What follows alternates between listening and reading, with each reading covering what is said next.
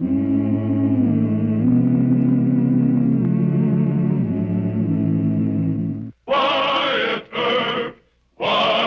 Earp, brave, courageous, and bold. Long live his fame, and long live his glory, and long may his story be told.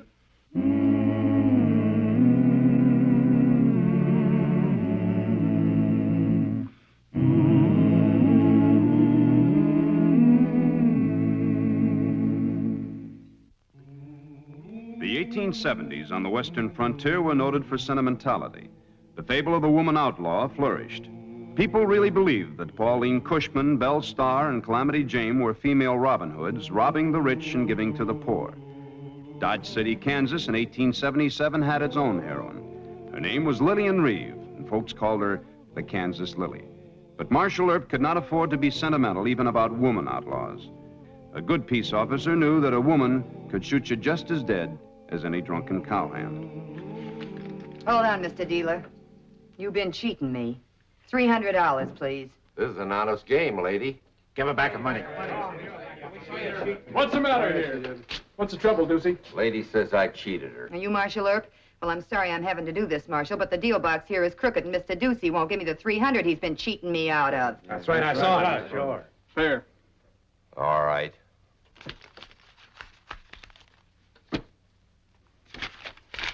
Thanks. And thank you, Marshal Earp. I'm not the marshal, ma'am. My name's Bat Masterson. Oh, Mr. Masterson. Well, I've heard a lot about you, too. I hope you'll overlook my using a gun. Well, I'll walk along with you, miss. All right, all right. I paid her. Oh, police protection won't be needed. I'm just going along to the Dodge Hotel. Well, I'll tell you, the Alamo's a crybaby place. They're apt to report on you. To, Marshal Earp? And you better let me have that Derringer, miss. My name is Reeve. Lillian Reeve. You're joshing me. Well, no, that part of it is true enough. Does Ducey know who you are? Well, of course not. The scamp wouldn't have tried to cheat me. Well, he sure wouldn't. I just can't get over it, you being in Dodge City. Why, is there a law against it? No. But Wyatt, Marshal Earp is awful strict these days. But look, if Ducey squawks about that gunplay, I can help you. I can talk to Wyatt. Well, maybe I had better give you the gun. Then you can say you disarmed me or something. There. I'm trusting you. Well, thanks, Miss Lily. I'll see you safe to the hotel.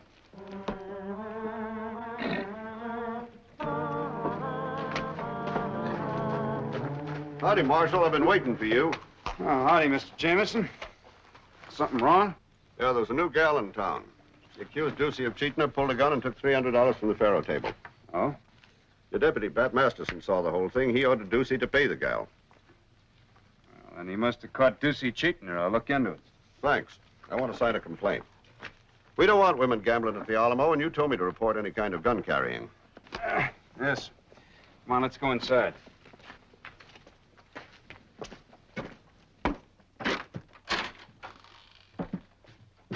She's registered at the Dodge Hotel, using the name Lillian Reeve. Lillian Reeve. Say, isn't that the girl that rides with the Sundowner gang? The Kansas Lily. You didn't waste any time getting over here, did you? Oh, take it easy, Bat. Cheating Miss Lily, then crybaby into Wyatt. Here, she gave me this. She a friend of yours? Yes, I hope so. Let's just forget that charge, Marshal. Mr. Jameson, we don't forget charges in this office. Just sign this complaint. Armed robbery.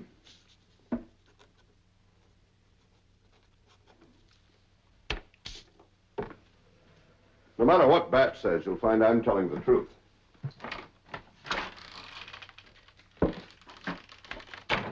She posing as the Kansas Lily? She's not posing, she's real. She told me the whole deal.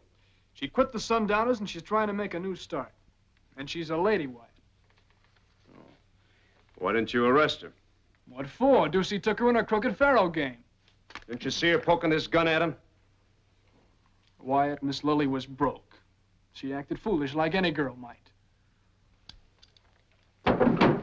You never learn, do you? Now I gotta go arrest her. Oh, sure. Put the poor girl in jail. And do it on the word of Cap Jameson and Ducey Miller. Mr. Masterson? Here. You slosh that on your head. You're getting feverish.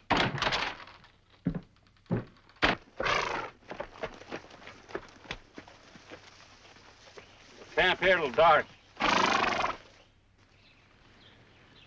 I don't know, Gus. You sure Miss Lily headed for Dodge? Sure, I'm sure. She's probably selling us out to Wyatt Earp right now. And there's only one way I know of stopping any gal from talking too much. Now get some rest. We'll be busy tonight.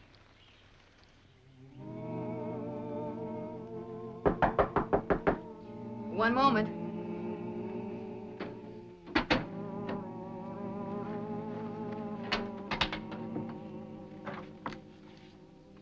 Miss Lillian Reeve? Are you Wyatt Earp? That's right. Come in. Well, you're a sight handsomer than Mr. Masterson described you.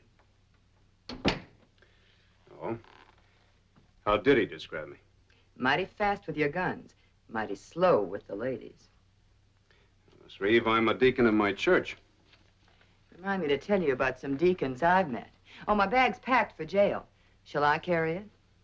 No, we'll go down to the Alamo Saloon first. Well, why don't you just take me to jail?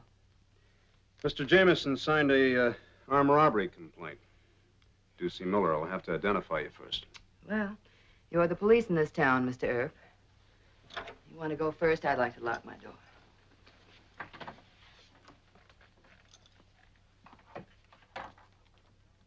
Now you're denying that Miss Lily took $300 from you? She had it coming. How's that? Give her a bad break on the deal box. You cheated her, huh? Yes, sir. Mr. Jameson. Yes, I Look, know. you signed an armed robbery complaint. I was a little hasty, Marshal.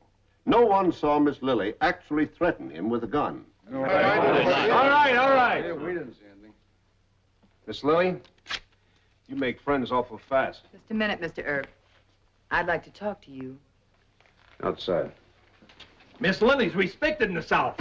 You cause her any more trouble and we'll move our trade. We didn't know that she was the Miss Lillian Reeve. Miss Lily risked her life spying for General Sterling Price during the late war. Gentlemen, I'm buying a drink to Miss Lily. Set him up, bartender. So why should I lie to you? I came here to make friends as fast as I can. I need friends. Oh? Sundowners after you? I'm afraid so. We all scattered after the bank job in Coffeyville went wrong. But I wasn't in on that. I warned them against it. Go on. Marshal, I need a stake. If you object to my gambling in saloons, is it all right if I start a game in my suite at the hotel? There's no law against it, Miss Lily. And I'm sure Mr. Masterson will be your friend. Howdy, Miss Lily.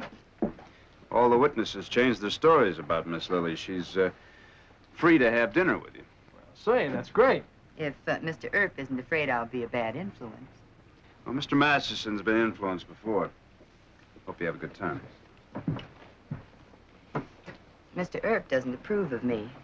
Do you approve of me? More than that, I want to help you. I felt that way when I first met you. Well, let's not rush things. Didn't you tell Wyatt the Sundowner hoodlums might be after you? Yeah, he wasn't interested. Well, I am. That's the difference. Just say not to rush. But things happen fast to a girl like you. Well, we'll talk about it at dinner.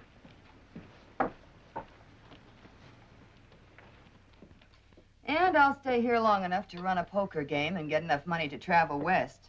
But if Gus and the boys blame me for Coffeyville, I'd better light out of here real fast. You don't have to do that, not with all the Southerners in town. More gunfighting. That's one of the good things about Southern boys, Miss Lily. They'll fight. So will I. No, it's no good, honey. I'm tired of trading on what I did when I was 16 years old back in Missouri. The Yankees caught me. I wasn't a very good spy. Well, how did you get away from the Federals? Oh, I didn't. They took me to St. Louis and said they were going to hang me. But old General Halleck, bless him, turned me loose with a safe conduct to the Confederate lines. Well, the Sundowners aren't going to be that generous. No. No, I know it. I better run. I'll go with you. You're sweet. But I couldn't let you do that. Done. Down in the bar. I'll have to go.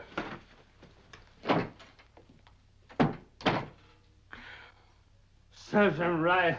Come on now, give me that gun. I ain't gonna give this gun to nobody. You're in trouble now. You better give me that gun. Anybody else want to make a remark about Miss Lily? Speak up, you Kansas bluebellies. Oklahoma, give me that gun. Bud Masterson. Good old Texas boy. Come on, you come over here and sit down now. Come on. Make it like this. I didn't see the fight. This his gun? Yeah.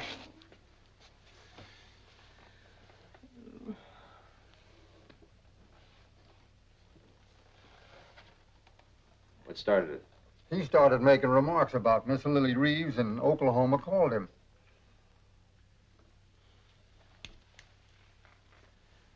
Some of you men take him over to the coroner's office. Jackson, you watch him. I want to talk to you.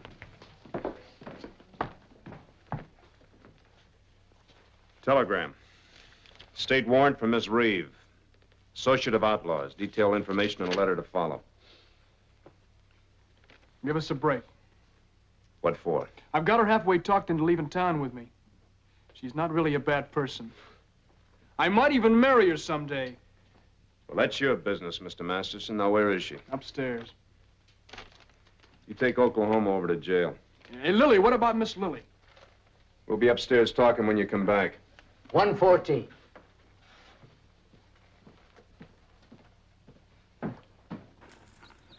Don't be a fool, Gus. Blasting your way through Earp and his deputies in that night. We'll blast nobody. We'll mosey in while the town's asleep and grab Lily. And what we gotta do, we'll do on the trail. That way we'll have no witnesses yapping their heads off. Now, you got any more arguments? Well, no, I'm not arguing with you. All right. Let's ride to Dodge.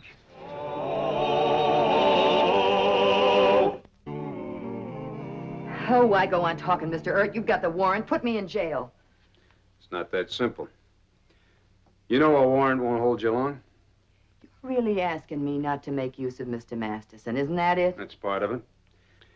He's a fool for women. Not just one woman, but all women.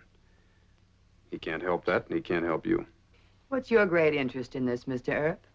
Are you your, brother's keeper? Mr. Masterson is a good friend of mine. Now, look, you're always going to have men wanting to help you. You're pretty. You're colorful. Do you think so? Yes, I think so. I don't really think your sundowner friends are going to do you any harm. They're scared. And you're clever. I'm sure you've won a few hearts in that gang. I hated those men. I've always hated them. Why do you think I turned into the spy for a South? Patriotism?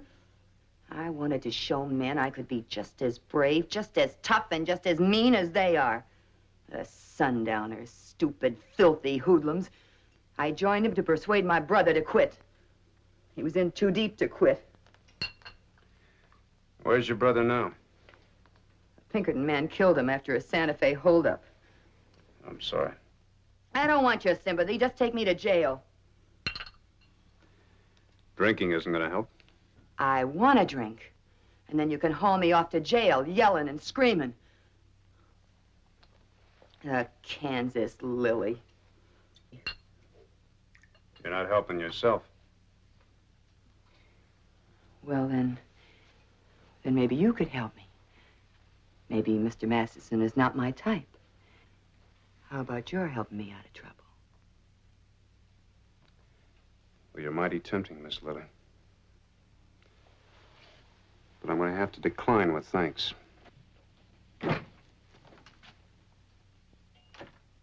Excuse me.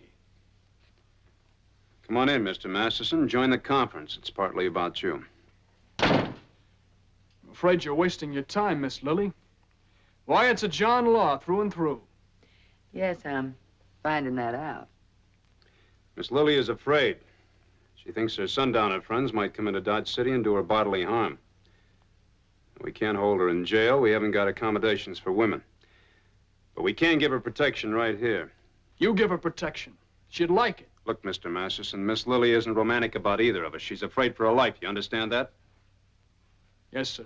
You go get Hal. You post him out back. I'll watch the front of the hotel. Then you come back. You'll stay here with Miss Lily. Now, go on.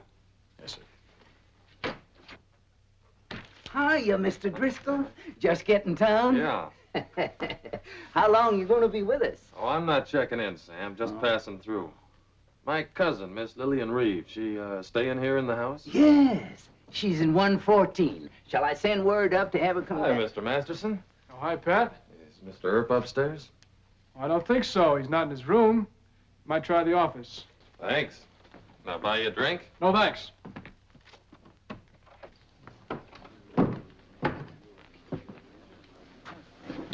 Masterson just came downstairs. Wouldn't say where Earp is. Think Earp knows and has arrested her already? No, I don't think so. The pickup order for her won't get here till Lamar's stage pulls in. Poor Miss Lily. What kind of new trouble is she in now? That same old tie-up with those sundowners. It ain't fair to hound her like that all the time. She's been a victim of circumstances ever since that spy thing. I know. That's why I'm here. You sneak upstairs, Tex. See what you can find out. She's in room 114. Right.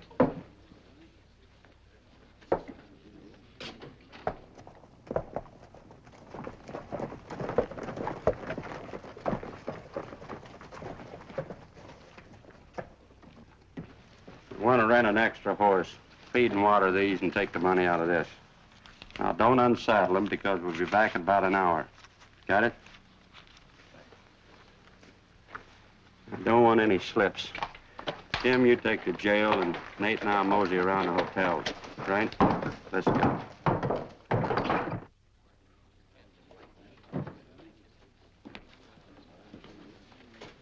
What'd you find out? Earp is holding her in custody. Just as I thought. I'll tell you what we're gonna do. Earp knows me, and I don't think he'll figure in any rough stuff. Now, you two keep out of sight, and I'll get up there and... Tell me something about the Sundowner gang. Oh, I don't want to talk about them. They've gotten me into enough trouble. Who escaped from the Coffeyville job? Gus Loring. He might have Tim Patton and Jerry Drew with him. Just 3 men? Well, perhaps 2 more. They were down to 7 regulars when the bank job fizzled. Well, why would Gus Loring be angry enough with you to... To want to kill me? Well, first, he asked me to marry him. I wasn't very polite about saying no. And second, I think he's afraid I'll be picked up, and I'll inform on him to save myself. Would you? Yes, I would. Who is it? Patty Driscoll, Wyatt. Excuse me.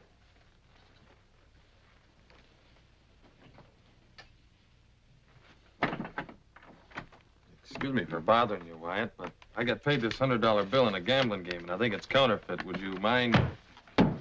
Good going, Lily. Get ready to travel. Come on, boys. Tie him up. Where'd you come from, Pat? There's an arrest order for you in the mail. Earp will get it tomorrow. Earp got a telegram. I'm already arrested. Be with you as soon as I change my clothes. That horse isn't back in the hotel. Hurry. And you'd better tell the truth, or we'll shoot you right here. Right now. 3 Texas men. They just went upstairs. And that's all I know. Which room's she in? 114 and 115. Let's just wait here. They'll be down. This is easier. We'll trap ourselves on a 2nd floor.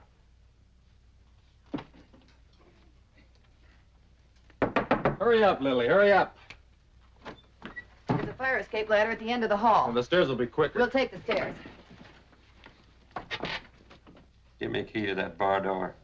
Move!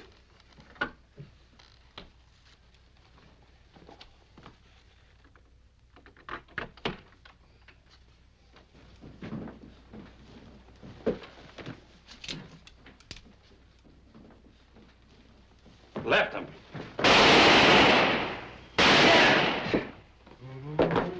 Stand right where you are. Get on out of here. Hurry up. I'll cover him.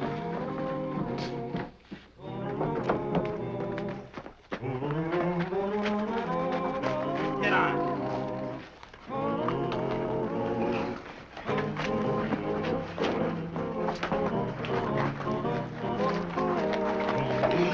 All right. Hey!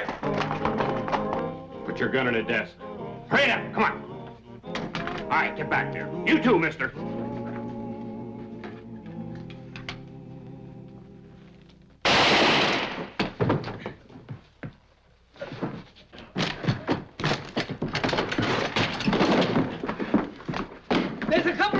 Get in that chair over there. Take care of these women. All right. Where's Marshal Earp? He didn't even come downstairs. Somebody It's call Doc 114. McCarthy. Who's he? Oh, man, Call Doc somebody McCarthy. get Doc McCarthy. What? What was the shooting? A couple of men grabbed Miss Lily and rode out of town with her. Driscoll and that Texan are down in the lobby wounded. We got one of them. Hal, go get some horses. Right. Go ahead. Tex is bad hurt. The other two got away. Marshal, here's the other one over here. Which way they headed? Which way they headed? They're gonna wait for me near the old stage stop. You put him in jail. Rest of you get those wooded men over to the dock. You get the boys. Follow me out the river road.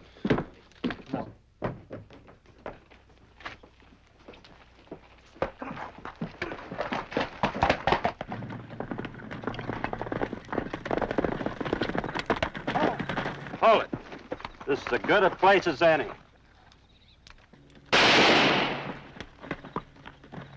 I never was in favor of your dying, Miss Lily.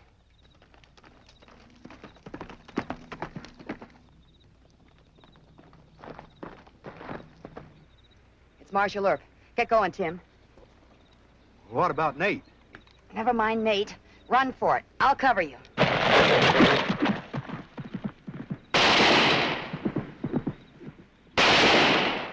Hold your fire!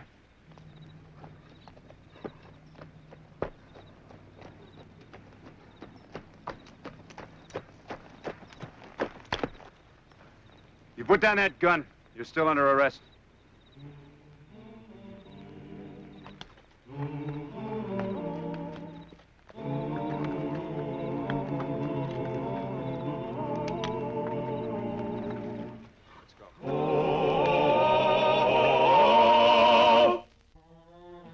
Miss Reeve, you are charged with being an associate of outlaws, with attacking an officer, and with attempting to escape legal custody. How do you plead? Guilty, Your Honor. Haven't you anything to say in defense of your behavior? No, sir. Court, please. Yes, Marshal Earp. It's true that Miss Lily whacked me over the head, but she was hysterical from fear. It's also true she tried to escape with Mr. Driscoll and his men, but... Well, sir, technically speaking, she was abducted by the Sundowner gang. Good points, all. I'm bound to say further that she's learned her lesson about hoodlums.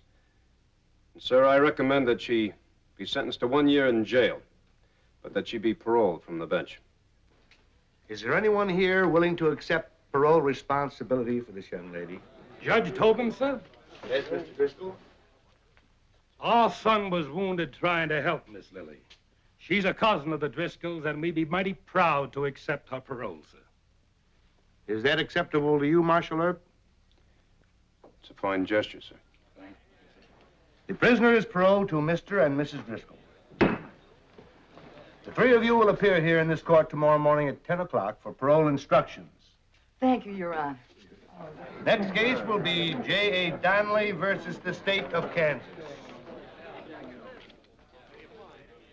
I can't figure out what I saw in her. You saw the Kansas Lily. A lot of men will see her in their dreams.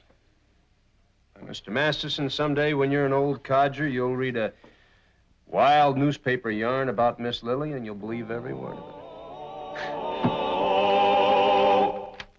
Well, he cleaned up the country, the old Wild West country. He made law and order prevail. And none can deny it, the legend of Wyatt forever will live on the trail. Oh, Wyatt Earp, Wyatt Earp, brave, courageous, and bold. Long live his fame, and long live his glory, and long may his story be told.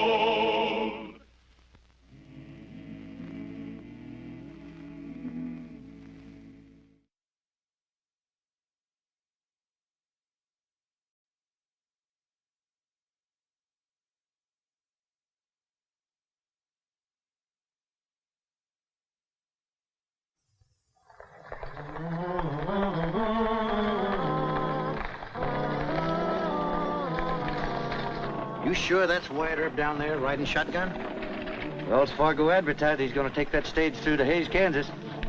There's the ad. Read it yourself. The point is, what are we going to do about Earp?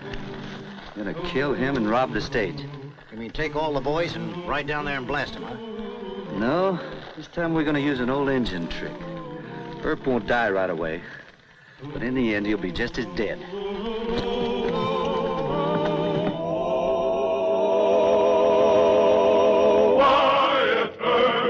Wyatt Earp, brave, courageous, and bold. Long live his fame, and long live his glory, and long may his story be told.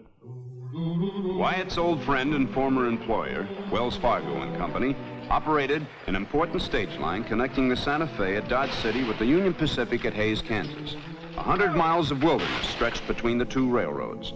It was a natural hunting ground for the stage robbers, and in 1878, the Purvis gang moved south to prey upon the shipments of money and bullion entrusted to Wells Fargo. Packing guns, drunk and disorderly in the street, fist fight.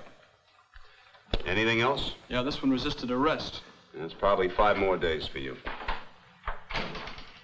Well, howdy, Mr. Tom Russell. Howdy, Wyatt. Mr. Masterson, put him in the cell. Come on back for the powwow. Yes, sir. Let's go. Now, you look pretty good shape. Feel pretty good. Wells Fargo never thinks of me anymore unless they're in some kind of trouble. Now, what brings a chief special agent all the way from San Francisco? The whole Purvis gang is camped at your back door. Sit down. Now, they're operating in Hodgman and Pawnee counties, aren't they? Yeah, I know it isn't your territory, so the company forgives you. Well, that's nice. Hey, that's a mighty handsome ring you got there. New, isn't it? Old-timer's ring. The company just started awarding him. Old-timer's ring, huh? Well, I like the design. You stamp it in red wax on a letter, and the big chief himself reads it. And all the power and glory of Wells Fargo is at my command. Well, I'm an old-timer. They ought to give me one. Maybe they will. What's the catch? Find me a map of Kansas, Wyatt. I'll show you. All right. And you know, we're supposed to be like the Texas Rangers. Touch a Wells Fargo stage, and if it takes 10 years, we'll get you. Well, you always do, Mr. Tom. Well, that sure makes for a lot of long chases, though. Ah, that's just the point, Mr. Masterson. The Purvis outfit are real rough boys. They don't scare easy. Hard men, huh? Wyatt and I were joshing before you came in. He wants an old-timer's ring like this one. Very nice. I told him there'd be a catch. Yeah, what is it? Ride shotgun on one of our stages, north to Hays. And let us advertise in the local paper that you're going to do it. Oh, wait a minute. Wyatt'd be asking for trouble, Mr. Russell. Yes, he would. I can think of a lot more sensible ways of you getting killed. Mr. Russell's got the makings of a good idea. I'm your man on one condition. You and Mr. Masterson follow behind me with a posse. How close? 10 miles. Well, what good would that do? You'd be dead and the money gone. Mr. Masterson, I'm asking Wells Fargo to do me a big favor. A posse? I don't quite understand why. I want the Purvis gang caught. If they do jump the stage, you'll be close enough behind to pick up a fresh trail, not 10 years from now either. All right, Wyatt. I'll wire the main office and see if I can get permission. And don't let Mr. Masterson talk you out of it. I'll be at the hotel, Wyatt. Right, see you later. You and Wells Fargo. What, have they got a mortgage on you or something? No, I owe them, Mr. Masterson. They gave me a job when I was nothing but a kid. They trusted me with passengers, teams, and money. Why do you think you owe me? Well, that's different. Oh. I took you on when you were just 20 years old as a deputy. Well, yeah, but that's personal. You Wells Fargo's a big company. No, sir. It's a fine name. They got a great reputation. No, they fought for law and order in trails that you never rode and in towns that you never heard of. All right. Well, look, will you make the distance to the posse 5 miles? No. Purvis and his gang would see the dust at 5 miles. You'd scare them off. 10 miles. And I promise to give you a decent Christian burial. Well, that's very nice of you, Mr. Masterson.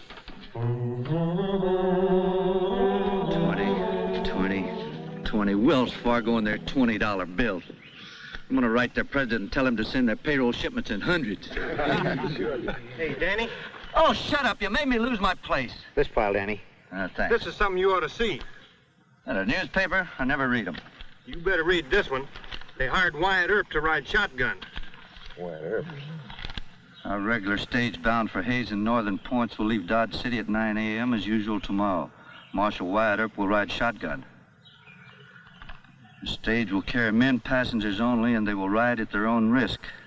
Wells Fargo and Company. You know, Danny, if Wyatt Earp is riding shotgun, there must be an awful lot of money on that stage. Pinkham, you got a brain. Of course there's a lot of money on it. 20, 20, 20.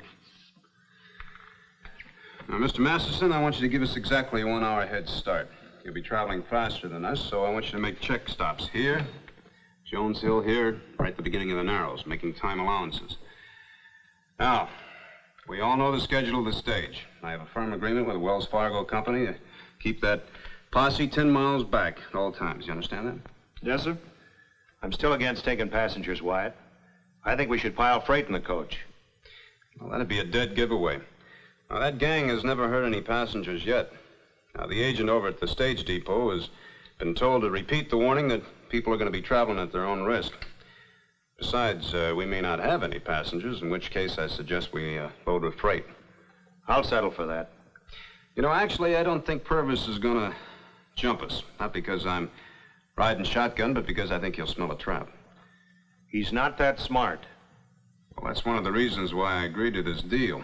Just how smart is Danny Purvis? I've always been a fool for questions like that. Right, Hal? Yeah.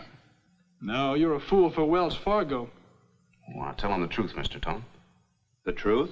Well, sure. I've always wanted an old-timer's ring like yours. Say, who's going to be driving number 8? Pat Duncan.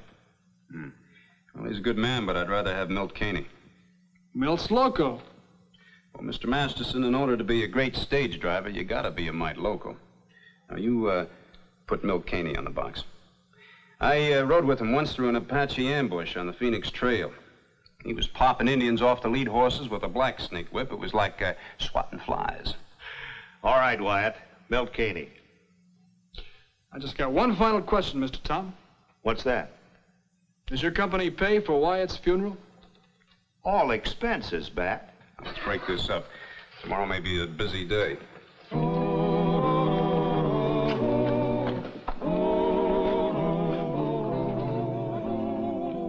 Before you buy your tickets, read that. Well, what does it say? Our regular stage bound for Hayes and Northern Points will leave Dodge City at 9 a.m. as usual tomorrow. Marshal Wyatt Earp will ride shotgun. The stage will carry men passengers only, and they will ride at their own risk.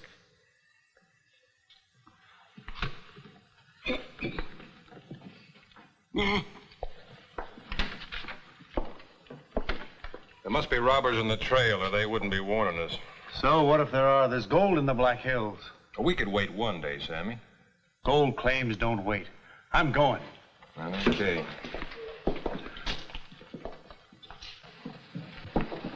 What? I think it's much ado about nothing. Well, could be, Milt. I've got to write them bosses in San Francisco another letter. They ain't answered my last one yet. And they ain't sent me my old-timer's ring, neither. Well, give them time. They've been kind of busy. What? You was always a clean-living boy. How do you stand with him now? Him? You mean the good Lord? Well, I guess I can only claim a fair to middling rank. I'll put in a good word for you. Well, thank you. That's mighty kind of you. Oh, take nothing. You imps of Satan. Do you see this? I want you to keep a tight trace on this trip, and I don't want no biting or snorting or staggering, you hear me? What? You check the passengers. I've got to cuss these horses in a quiet way. Now, Joe, I want to tell you something. Oh, ma'am, I'm sorry. But there are no women allowed on this trip. Who's putting me off? My name is Wilkins, young man, and I'm a great-grandmother. My first great-grandson was born up to Hayes last week, and I aim to see him. And I aim to go on this coach. I'm sorry, Mrs. Wilkins, but you see, the company thinks there's going to be some trouble. Trouble? I've had trouble all my life. I'm sure you could postpone your trip one day. You see, there's liable to be some shooting. Young man, when you get to be my age, you don't postpone things. Now, you just climb up there in the boot, young fella, and if the bandits give you any trouble, I'll give you a hand. Yes, sir. 3 passengers, Marshal Earp. 4. Huh? Grandma Wilkins is going along. Oh, no. The company gave me strict orders. All right, you pull her off. You just try it, and there'll be a fight. Will you explain it to Wells Fargo, Mr. Earp? Yeah. All right, there's the money box. You sign here. I'm Sam Price, Marshal. This is my partner, Ned Hilling. Clayton. Lee Clayton. Mr. Price, Mr. Hilling, Mr. Clayton. Climb aboard, gentlemen.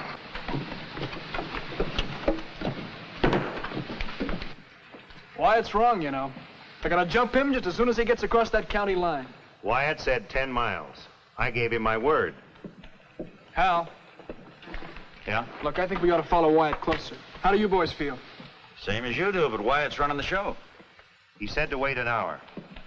I always try to be reasonable. All right, then we go. In 45 minutes. Look, Mr. Russell. Matt. Hold it, Mr. Russell's straining the point already. Yeah.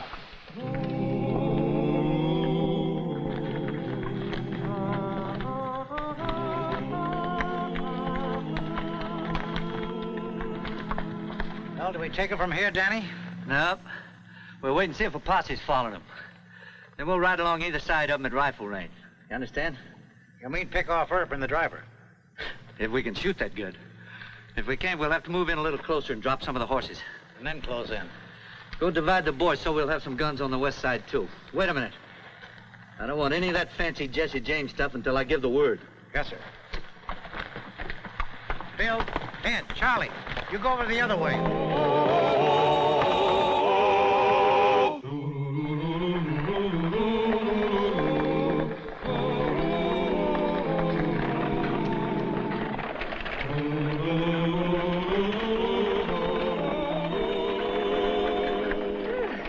Why can't we have some air in here? The sun's on that side. It'll burn you up. Second, we don't want to be setting ducks. What? We don't want to make ourselves targets for road agents. City fellers. Road agents. They wouldn't jump us here. We're too close to Dodge City.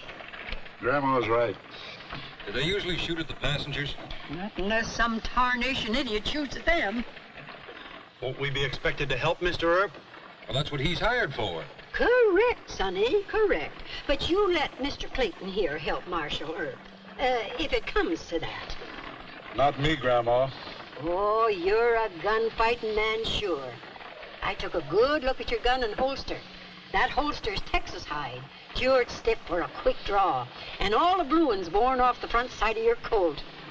You got the eyes of a gunfighting man. Relax, friends. I don't help no John Law. Drat it. There, I dropped a stitch. Now, that's bad luck. Is that Earp riding shotgun? Too far to tell.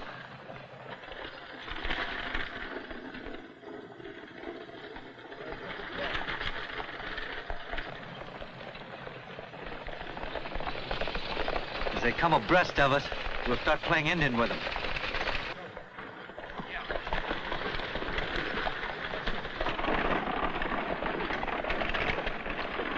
Milt, riders.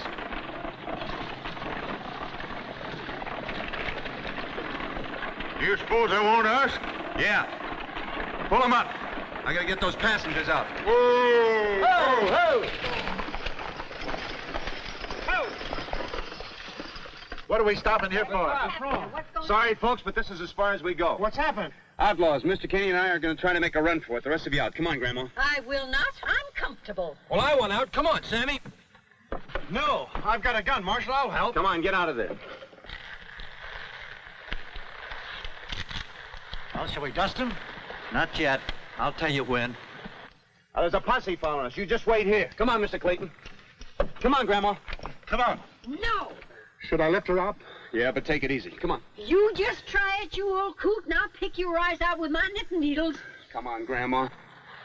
Now. Get forward, them bullets. I'll stay with Grandma. All right.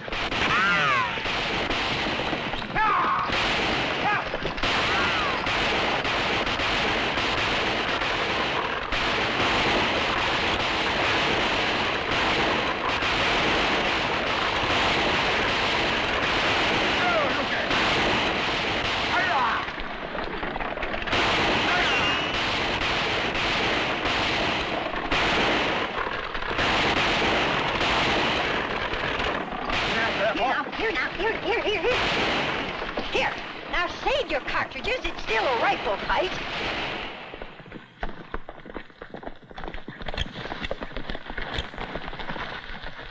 I got a hunch they jumped Wyatt. 10 miles behind, Wyatt said. Well, that doesn't go anymore. You come with me, or you mosey along with Russell. Well, if you want to go fast, I'll race you there. Hiya! You all right?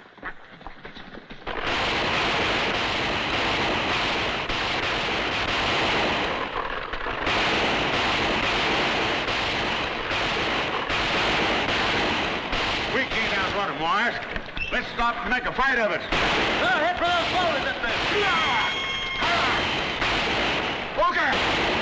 Stay down there. You want to get yourself killed? Well, if I stay down there, I will get myself. Look at that.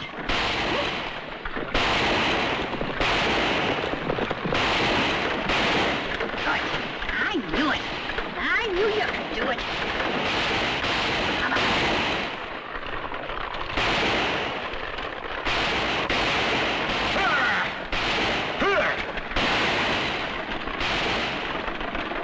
I'm hit, Wyatt. In the shoulder. Give me the ring. Hey!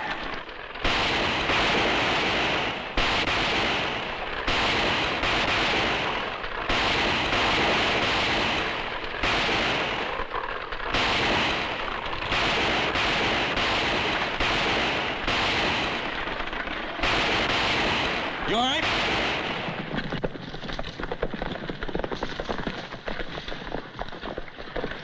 Reload as fast as you can. Ed, you and Charlie and Fred keep after them. The rest of us will cut across through the narrows over here. They can't travel as fast over there. No, they certainly can't. We'll pick them off. Now go ahead and keep Wyatt apart so they won't know we split up.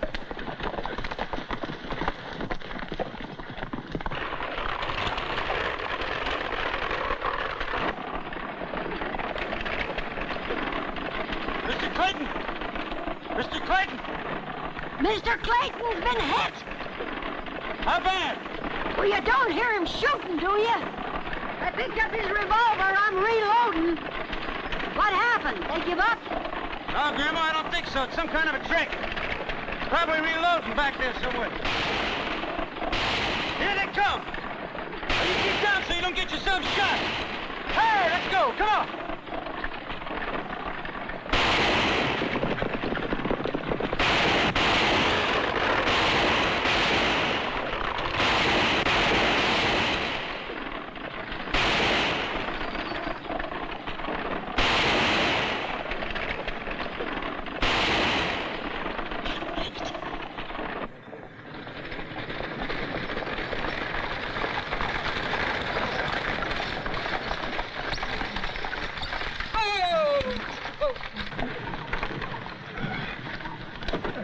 Come on, Mr. Katie. I'm afraid it can't be much help, Wyatt. I know, but come on down. Just try to keep the blood stopped. Come on. Get him over there on the rock. Right. I'll take care of him now. Oh, just get out of my way now, right?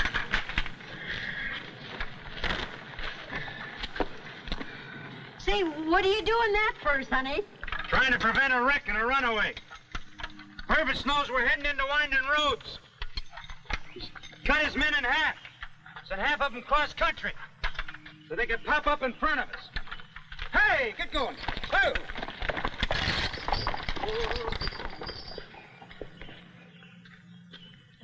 The minute that firing started again, those horses had run off and gotten themselves into a wreck. Busted up that stage.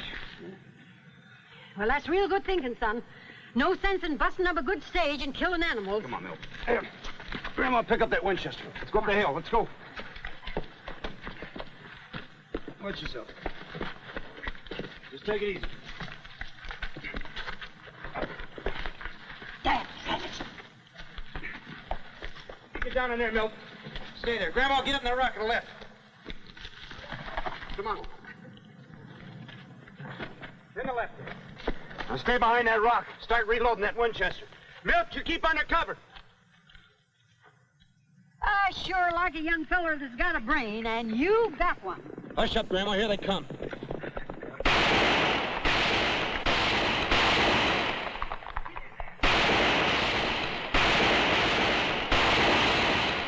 Grandma, save your shots.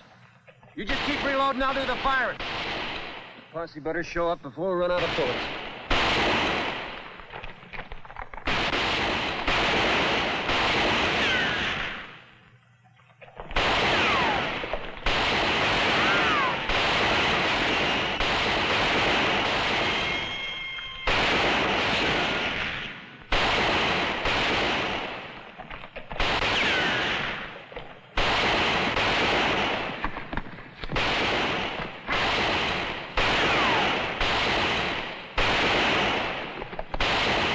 One, Sonny. How many are there? I can't tell. Here, reload that Budlon special. Give me that Winchester.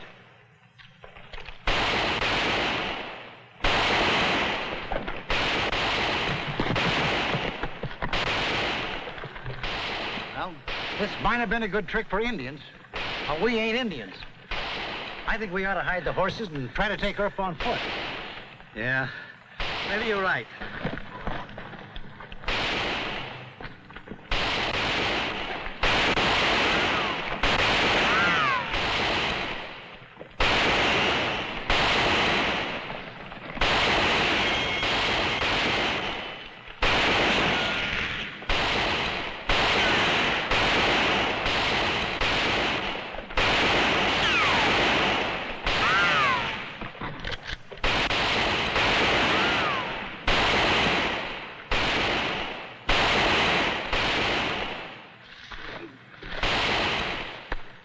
Say, hope I didn't spoil nothing, Sonny.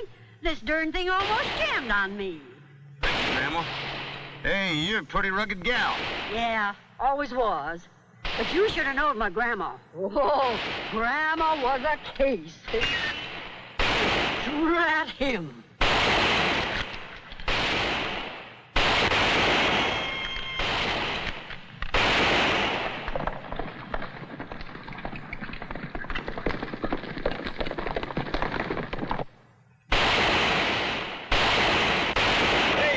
Well, Grandma.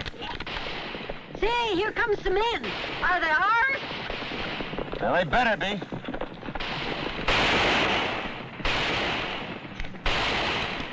Posse coming. Hold it, Thomas.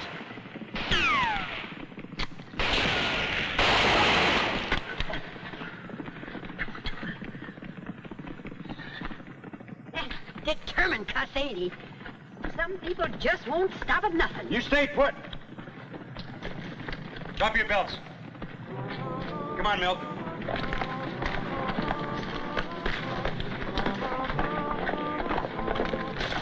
right, Ryan. I told you 10 miles was too far. Stop yakking and go pick up the water. All right,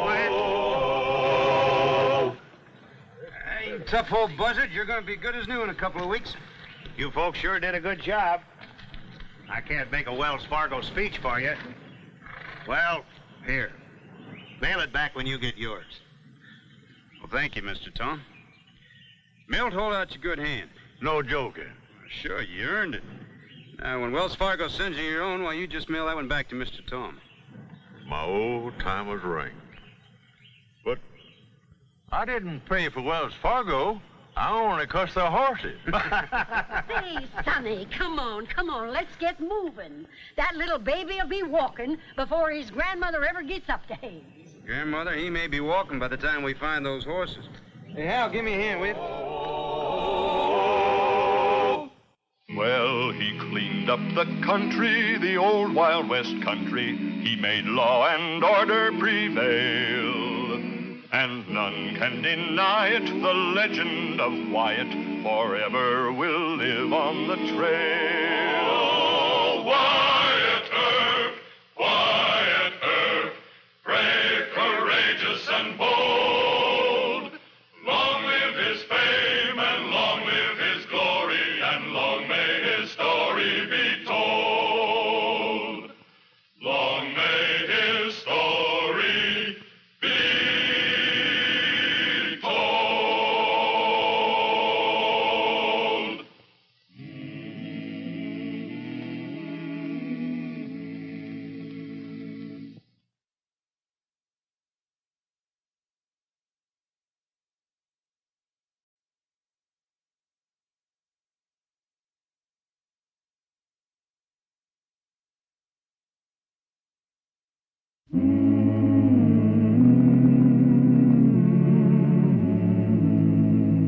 Wyatt Earp, Wyatt Earp, brave, courageous, and bold.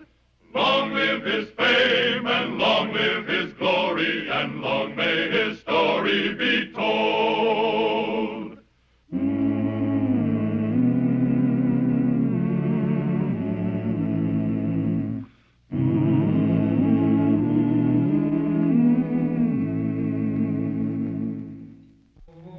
The principal recreations of Dodge City in 1877 were doubtful women, strong drink, and day and night gambling. Dodge was a frontier cow town, and it had passed laws against crime, but not against sin.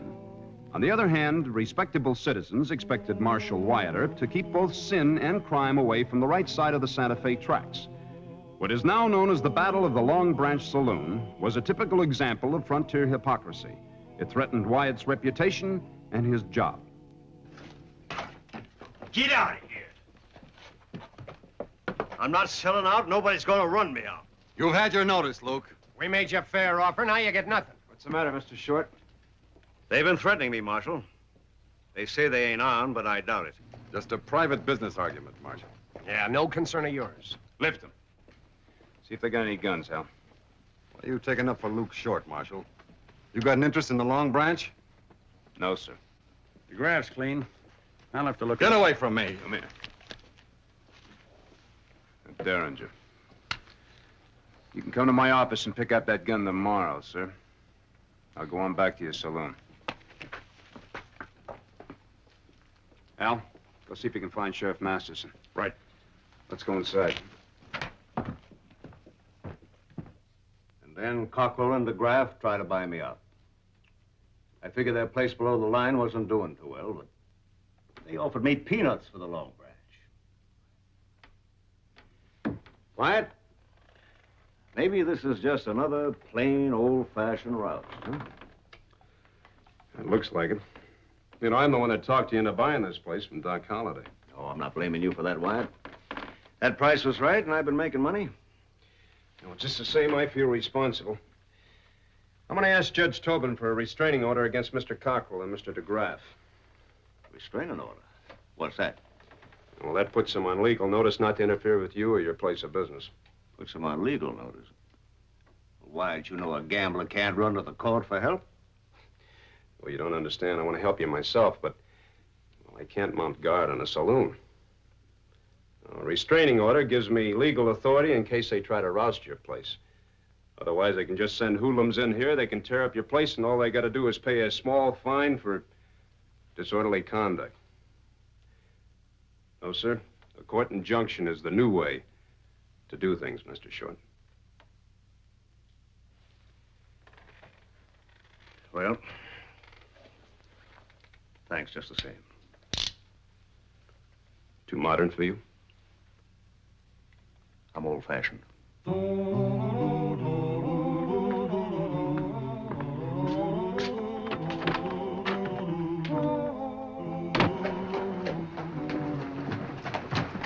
Matt. Hi, Al. Wyatt wants to see you. I was afraid of that. You heard about the trouble Luke Short's been having, huh? I came to help him. Luke and I are old pals. He saved my scalp once. Yeah, I know, but you're the sheriff. You can't... Oh, up now. You don't see any star, do you? I was the sheriff. I resigned. All right. You see Wyatt before you get in any gunfights. Sure, sure. You tell him I'll be around. And I just don't understand Wyatt. This idea of asking a judge to make Cockrell and DeGraff behave. Is Wyatt gone a mite loco? No, he just hates trouble, Luke. But Al and Jim were just laughing at a court order. Sure. But Wyatt's got the town quieted down, and he wants to keep it that way. Deacon Earp, they call him. Uh-oh. Everybody out. We're gonna take this place apart. Drop those guns! We'll drop you.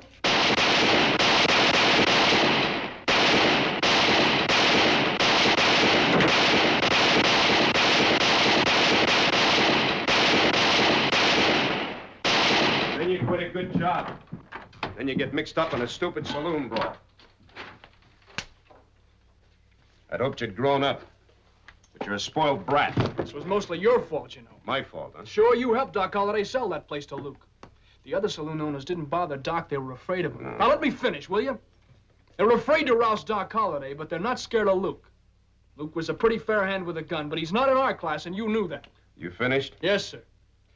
Did Mr. Short give you an interest in the Long Branch? No, sir, he sold me 10%. He sold you 10%. That's right. All right. Here's an application for a restraining order. I want you to sign it, then I want you to get Luke to sign it. This makes all of us promise to keep the peace. That's right. Wyatt, you don't believe that Cockrell and DeGraff are going to lay off the Long Branch after we just shot up a few of their rousters? If they don't, they'll get 6 months to a year in jail. Contempt of court. Judge Tobin will throw the book at him. Well, I don't know. It puts me in a funny spot. You put yourself in a funny spot. Why did you resign? Why'd you quit? Never mind. Don't answer that. You and I, we've worked long and hard to get this town calmed down. We've got an honest judge now. The time has come to make use of court orders like that one. All right. All right, I'll sign it. I'll try to get Luke to sign it. And I just want to get you into trouble.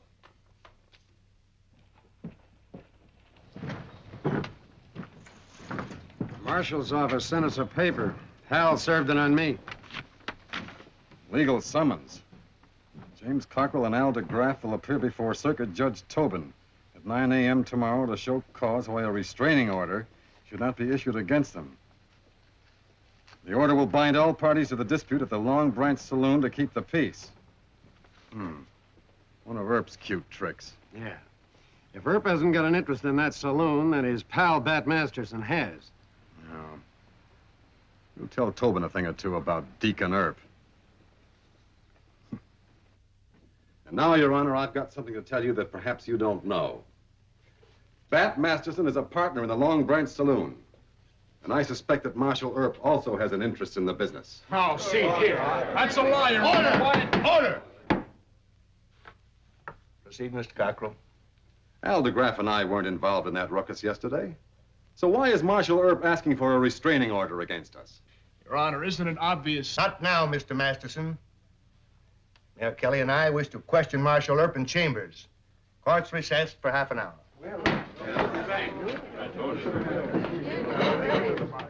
And all I'm trying to do is to stop another fight at the Long Branch. Now, Mr. Masterson and Mr. Short have proven their good faith by applying for an injunction. I don't see where Bat's having an interest in the place or the fact that he and I are friends should enter into the case. It'll make you look bad with the public, Wyatt. Yes, it will. You'll appear to be taking sides in a brawl between saloon keepers. Well, I can't be a hypocrite, Judge. What? Look, Mayor Kelly used to own a saloon. It's a legal business in this town. But you advised me to quit, and I did. Sure, Mr. Kelly, and I'm not defending the saloon business now. But there's no law against it. Why, our town is largely supported by taxes from liquor. You're our marshal, Wyatt. For your sake, I can't grant the injunction. You'll thank Judge Tobin when you've had time to think about this. Application denied. All right, gentlemen. I'll just have to try and keep the peace my own way.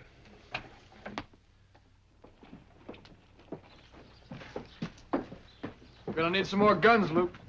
Charlie Bassett and Neil Brown will help. I'll send for them. No, 2 of those hoodlums died. I favor waiting to see if Wyatt can handle it his way. Yeah, but Tobin and Kelly let him down. Maybe he was right. Maybe shooting your way out of arguments is an old fogey notion.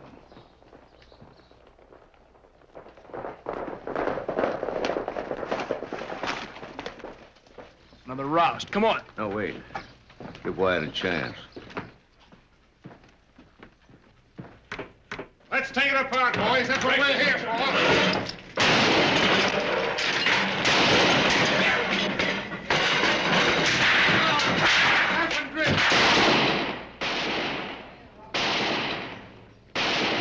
There's 6 of them in there. Wyatt will need help. Too late now.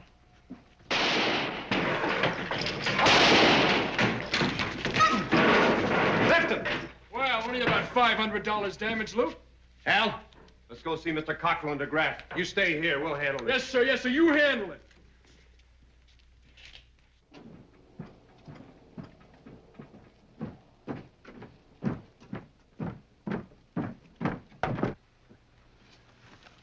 You boys know how local politics are in a town like this. Yeah, Jim's right, boys. You gotta remember that most of our business is located... Mr. Cockrell, it's about time you and I had a nice little heart-to-heart talk. Bring Mr. DeGraff. I want him to hear it, too.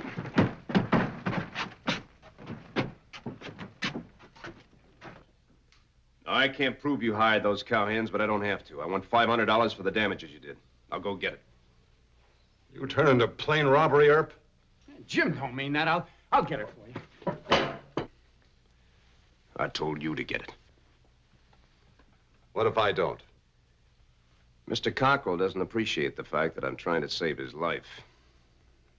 Al, you go up the street and tell Mr. Masterson and Mr. Short to arm themselves. Don't be a fool. They'll shoot us down, and then he'll say it was a fair fight. And it will be. You'll be wearing guns when I shove you out that door. Wait, Hal. 500 did the marshal say? Go get it. Now, one more roust to the Long Branch, and I'm going to close your saloon and every saloon below the line. You pass the word, Mr. Cockrell.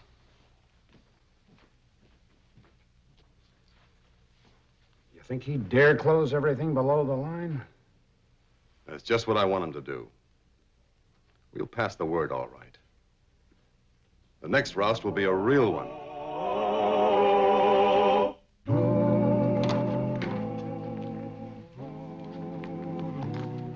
They paid damages, $500. Well, that's the fastest civil suit I ever heard of. But thanks. You know, I think every saloon owner below the line is in on this. Mr. Short, I hope the 500 is enough to pay for the damages. It's good of you, Marshal. That's not going to get them off our backs. No, sir, I'm afraid not. Luke's tired of fighting.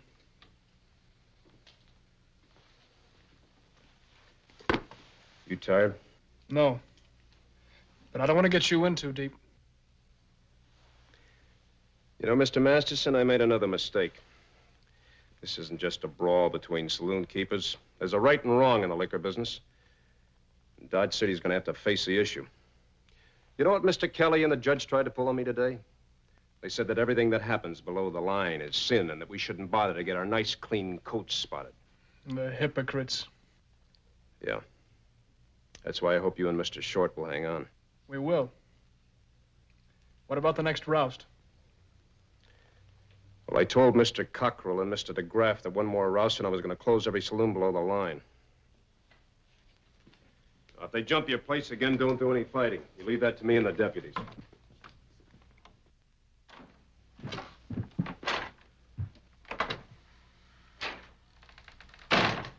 Another hullabaloo at the Long Branch. What is this now, Wyatt? Well, I'm fighting for sin, according to you, Mr. Kelly. And a fine spectacle it is, too. Jim Cockrell told me that you took $500 from him for damages. And he claims he doesn't even know who made the disturbance. Well, he's a liar. And I'm going to close every saloon in this town the next time there's a roust at the Long Branch. Wyatt, you can't do that. Why? Why, they'd sue the city. They'd drag the whole nasty business into open court. Well, that's where I think it belongs. Girls, gambling, liquor? You must be daft. Mr. Kelly, when I took the job in this town, man's life wasn't safe on Front Street. True. You got crime well in hand. Judge Tobin and I appreciate it. No, you don't. I asked the court authority to restrain some liquor peddlers from using violence to force a rival saloon out of business. But we told you, for your own good name. My name isn't that good. I'm a sinner, and so are you. And so is Judge Tobin. When things get too sinful below the line, sinning busts loose all over this town. You and the judge just close your eyes to it. We're not preachers. Neither am I. I can't reform Dodge City. But you're threatening to drag sin into public court. If that's the only way I can keep sin from turning into crime, yes. No, I'm warning you. The crowd moving toward the Long Branch. Ted and Louie are on the way over there now. Masterson said he promised you not to fight. We could sure use him. Let's get over there.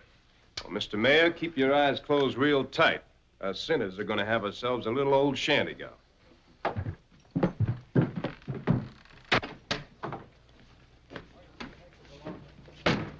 Grab a gun bat. You and Luke both. They're half drunk and mean. We promised Wyatt not to fight. Well, we could run out the back door. No. Hey, it first. Piece by piece. You get the back door. A lot of good rough boys, Jim. Yeah. I told them to take the Long Branch apart board by board.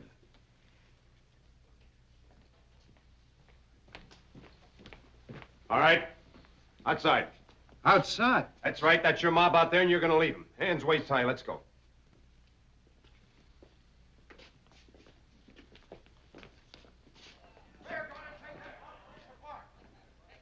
Whatever you do, don't break up the liquor. We'll drink that. Come on now.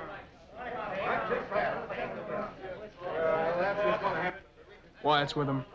They're starting up the street.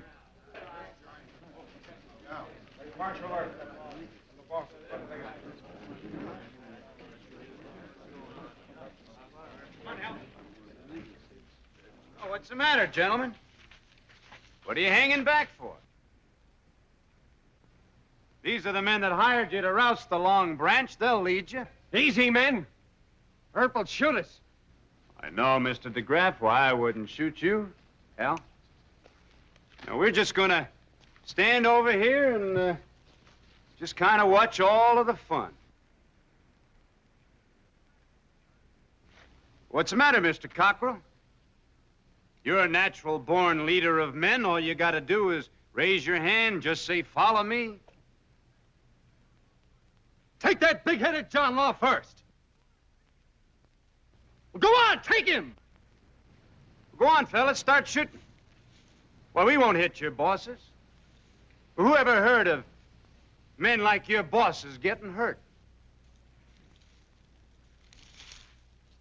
You scared of two men?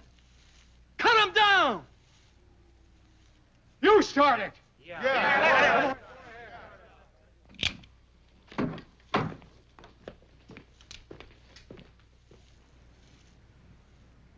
I'm not scared of Wyatt Earp.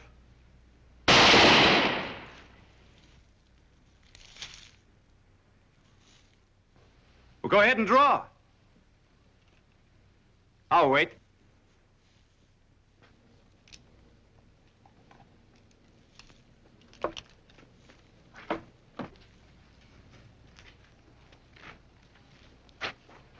You want to die for them? One of you could get me before Wyatt gets you. No takers? They'll fight to the last drop of your blood. Not our blood. Let us take your gun, Joe.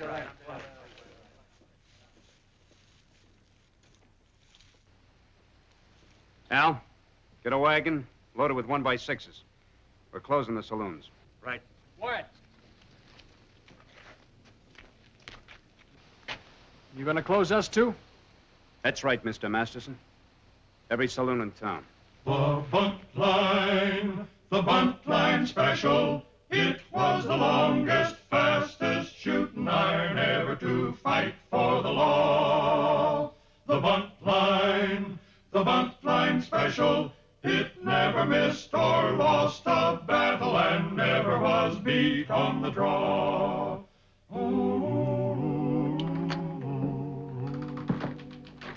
Marshal Earp? Judge Tobin wants you in court at once. For what? Read the summons. I might add, in behalf of my client, Mr. Cockrell, malfeasance in office is too mild a charge. See you in court, Earp.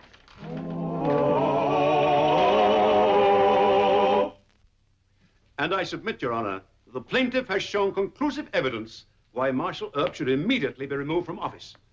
We ask further that his illegal action in closing the city saloons be declared null and void. Order! Order! Marshal Earp, you've heard the charges against you. Have you anything to say?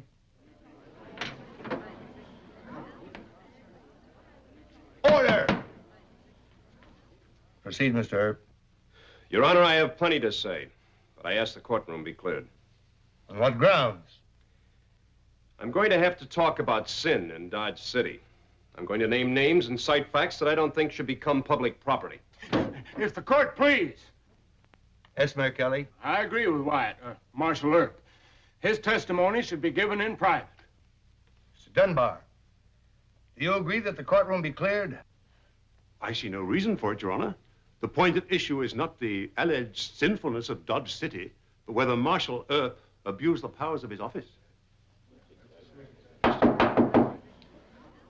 Mr. Dunbar, your wife is in the courtroom. My wife? Well, this is outrageous, Your Honor. I have nothing to hide. Let Mr. Earp confine his testimony to the points at issue in this case. Your Honor, I believe the court must rule. You will proceed with your testimony. Mr. Dunbar owns a quarter interest in the Alamo Saloon. He's also a partner with Miss Josie Debus in the Dreamland Dance Hall. That's a lie. I object, Your Honor. Order! Counsel will conduct himself properly. This court fails to see how Mr. Dunbar's business ventures are relevant to the charges against you. Your Honor, malfeasance in office is a felony, a crime. Now, in order to show that I acted within police powers, I intend to prove criminal conspiracy between certain saloon owners and their silent partners to destroy the business of the Long Branch. Now, I have here a list of certain prominent Dodge City men who were silent partners in saloons, dance halls, and disreputable resorts. Order! Court, please. Order! Your Honor, please. Yes, Mayor Kelly. Wyatt's telling the absolute truth. If you permit this case to continue, I'll have to testify to what I know about my fellow citizens, including Miles Dunbar. I've had enough of this, Your Honor. Mr. Dunbar? My clients have deceived me. I withdraw from the case. Very well. On the basis of Marshal Earp's statement, this court is bound to conclude that the public interest cannot be served by further washing of our dirty linen.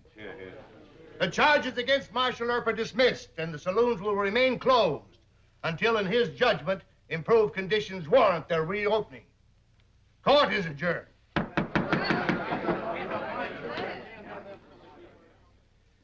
Now, gentlemen, men like Mr. Cockrell and Mr. DeGraff don't belong in the saloon business. I want you saloon keepers and gambling house owners to get rid of them. You proved to me that you made up your minds to break with the past, and I'll let you open for business. That's fair enough with me. It's a deal, Marshal. We'll get rid of them. Let's take Let's go. See you gentlemen later. Put them on there, partners. Let's go, boy. Looks like the trouble's over, Luke. You sure you want to sell your interest? Cash. Pay me. You've been a real friend, Bat. That makes us even. I'll see you around.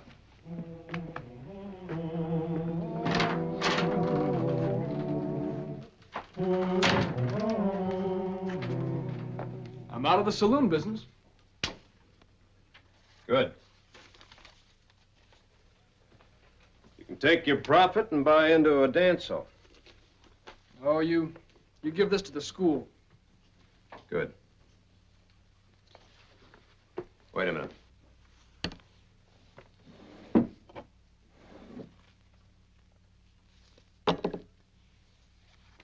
Now, there's something about it, Deputy Starr.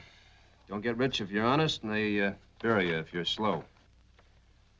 But a pot metal star, you can't keep that clean. Yes, sir.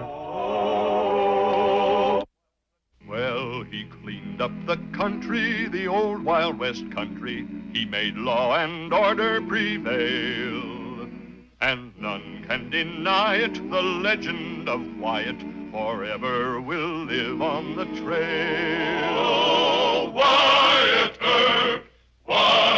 Earp, brave, courageous, and bold. Long live his fame, and long live his glory, and long may his story be told.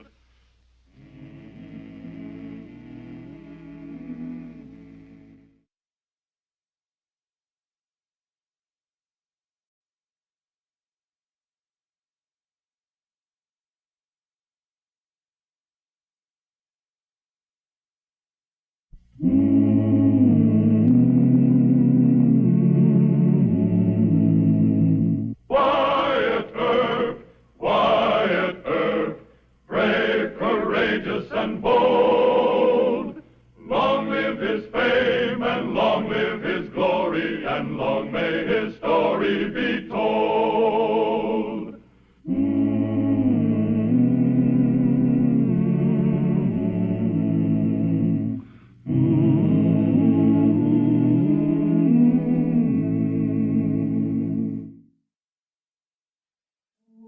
The Ballad of Tex McKay, acclaimed in song as the drivingest hogger on the old Santa Fe, was like most of the fables about railroad and cowhand heroes. They had not much poetry and very little truth. But since Dodge City was both a cow town and a railroad town, Marshal Wyatt Earp occasionally became entangled with a lone cowhand from the Rio Grande, or with a hero on the hoof like Tex McKay, the bravest of the brave engineers. Marshal Earp liked to died from it, too.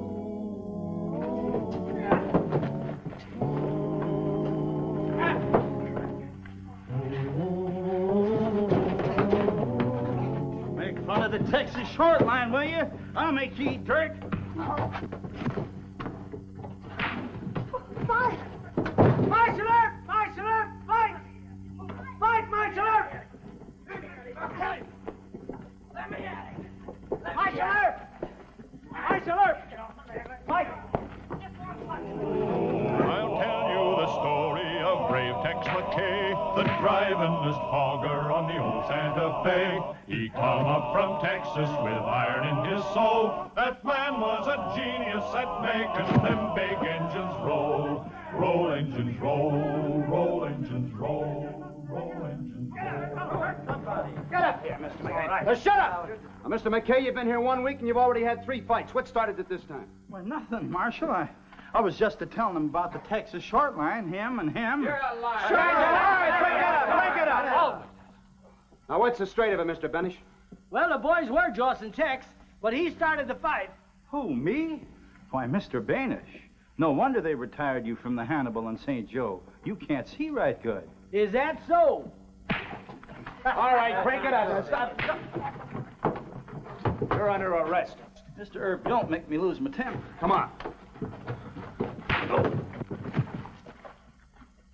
Whee! Well, I felt that one. Yes, sir. Just put on those cuffs. You just walk along. The rest of you break it up. Mr. Masterson, get him out of here. Go on. Gave him Marshal 77, the best two-four-wheeler on this side of heaven. You walk on them. Told him to make a new record his goal. He says to the super, I'll teach them big drivers to roll. Roll, drivers, roll. Mind if we rest just for a minute, Mr. Earp? I got an awful Charlie horse in my leg. I think one of the boys was standing on it. Mr. McKay, what you hanging around town for? Oh, I'm going to get me a job with the Santa Fe.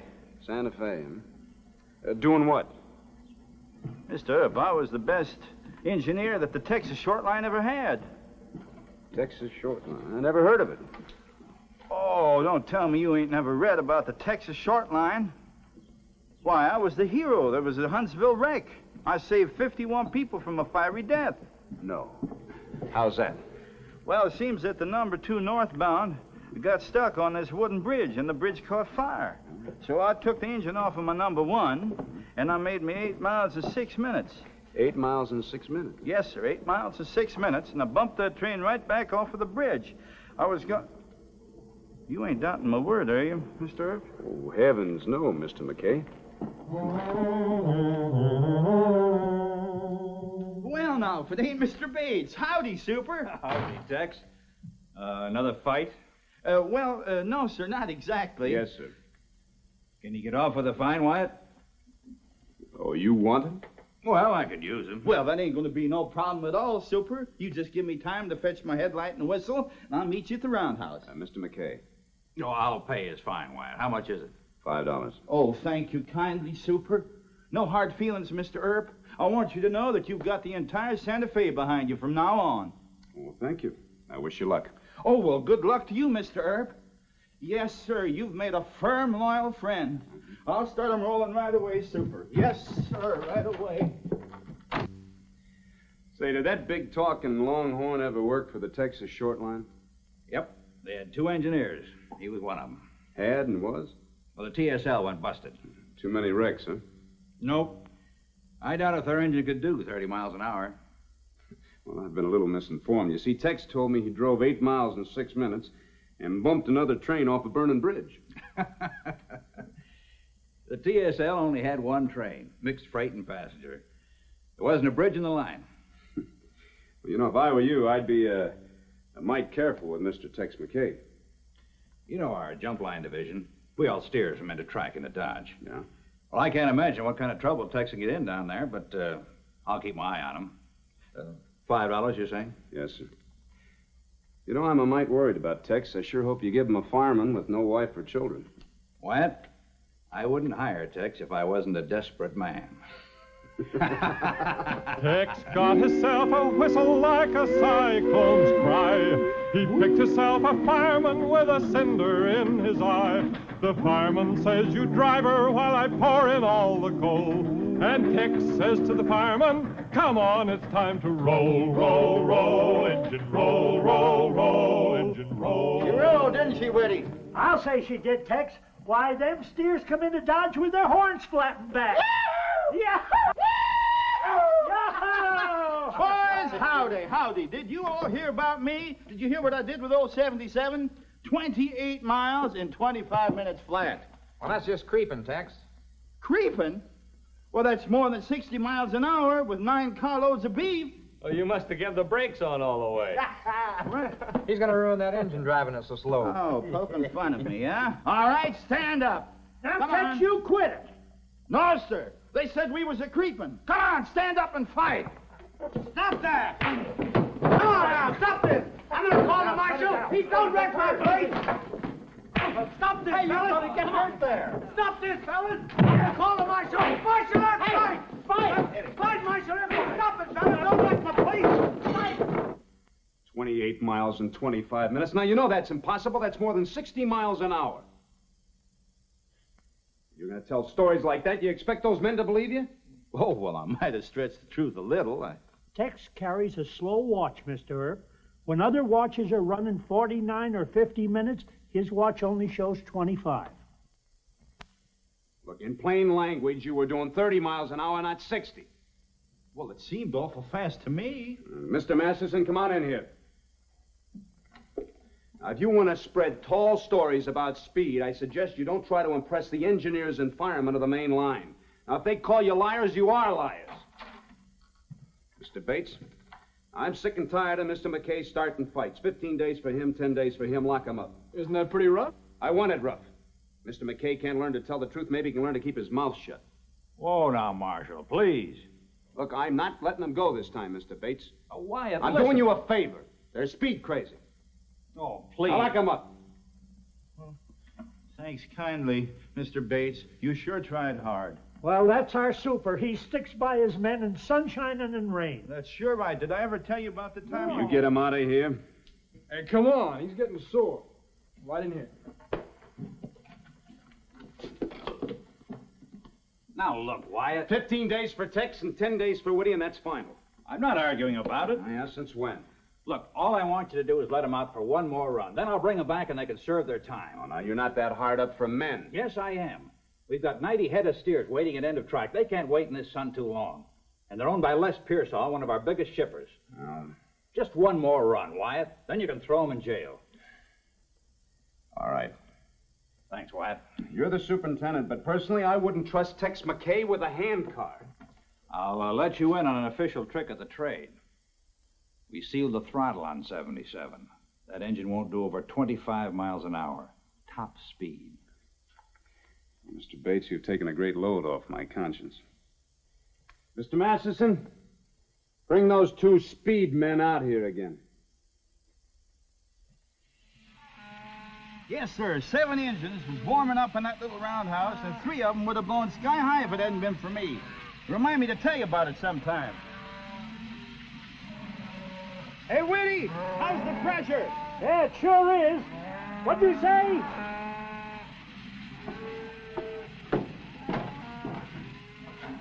How's the pressure, Whitty? Well, the gauge busted last trip. But try your whistle. If she'll whistle, she'll steam. She'll steam. Hey, Whitty, look at this. Doggone some fool mechanic. He's gunning well to the stopper on my throttle bar. I was wondering why she wouldn't roll.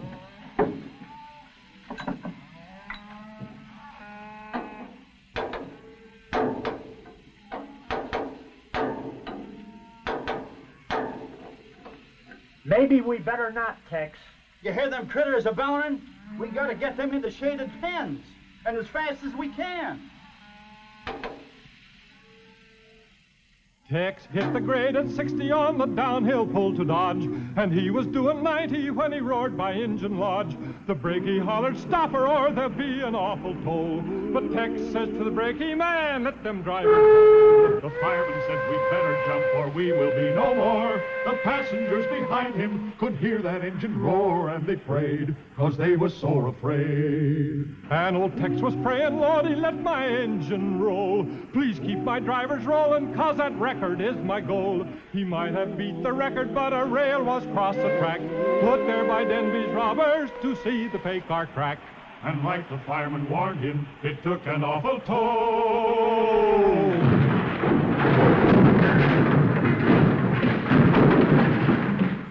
And like the fireman warned him, it took an awful toll.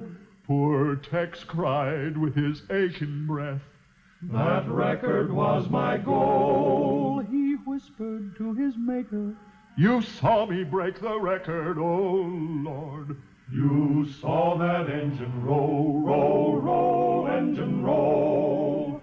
Roll, engine roll. Roll, roll, roll, roll, roll, roll.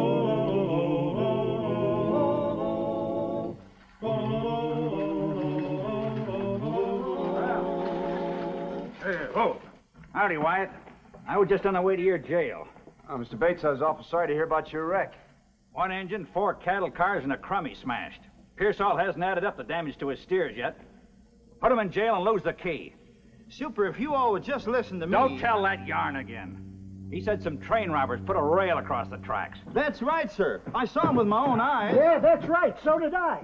Now listen, this man's a hero. Why, if he hadn't been driving old 77... With the sandbox and the brakes right down to the final crash. Yeah, there'd have been more steers hurt. That's right, and all I'm getting out of this for a reward is 15 days in jail. Ought to be 15 years. What? Tex might be telling the truth. Mike Denby and his boys are laying low somewhere around Indian Hill. Denby? Who reported it? A Santa Fe special agent. There now. A train robber, Mike Denby. I don't believe a word of it. He's your own special agent, sir. I want Tex and Woody put in jail and kept there. All right, but just take it easy, huh? Take it easy? The Santa Fe don't tolerate wrecks. They'll have my job for this, that's what. All right, let's head for jail, gentlemen. Marshal. I know, you got a Charlie horse. Now, come on.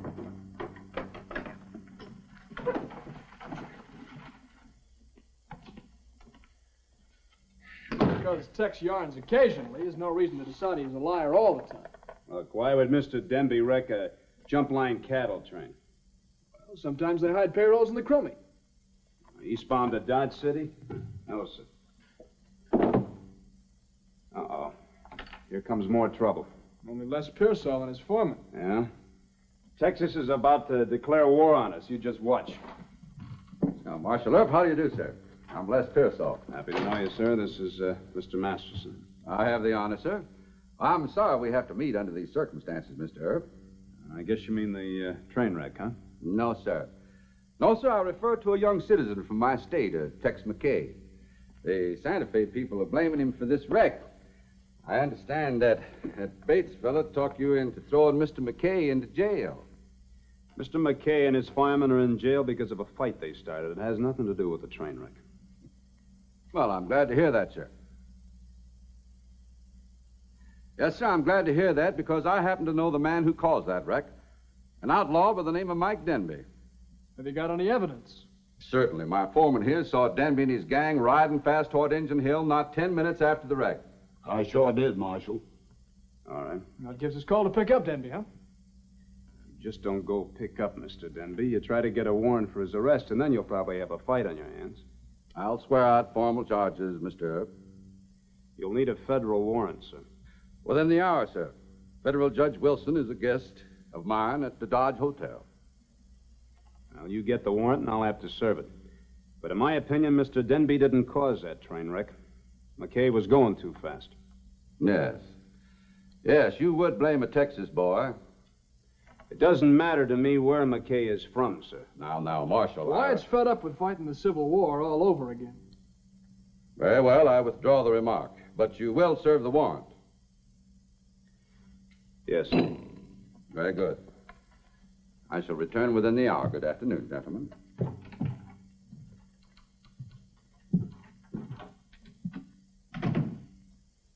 Tex could be telling the truth just this once, you know. He's worse than a liar. Hmm? He's a likable liar.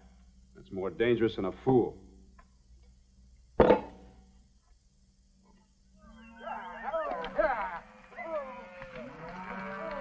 Did you run him into that pocket? All's we could.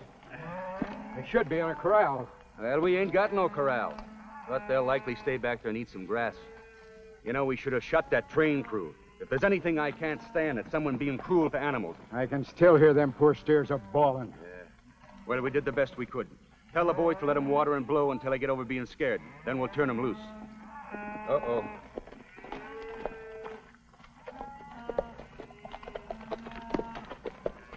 Now, hold it. No shooting.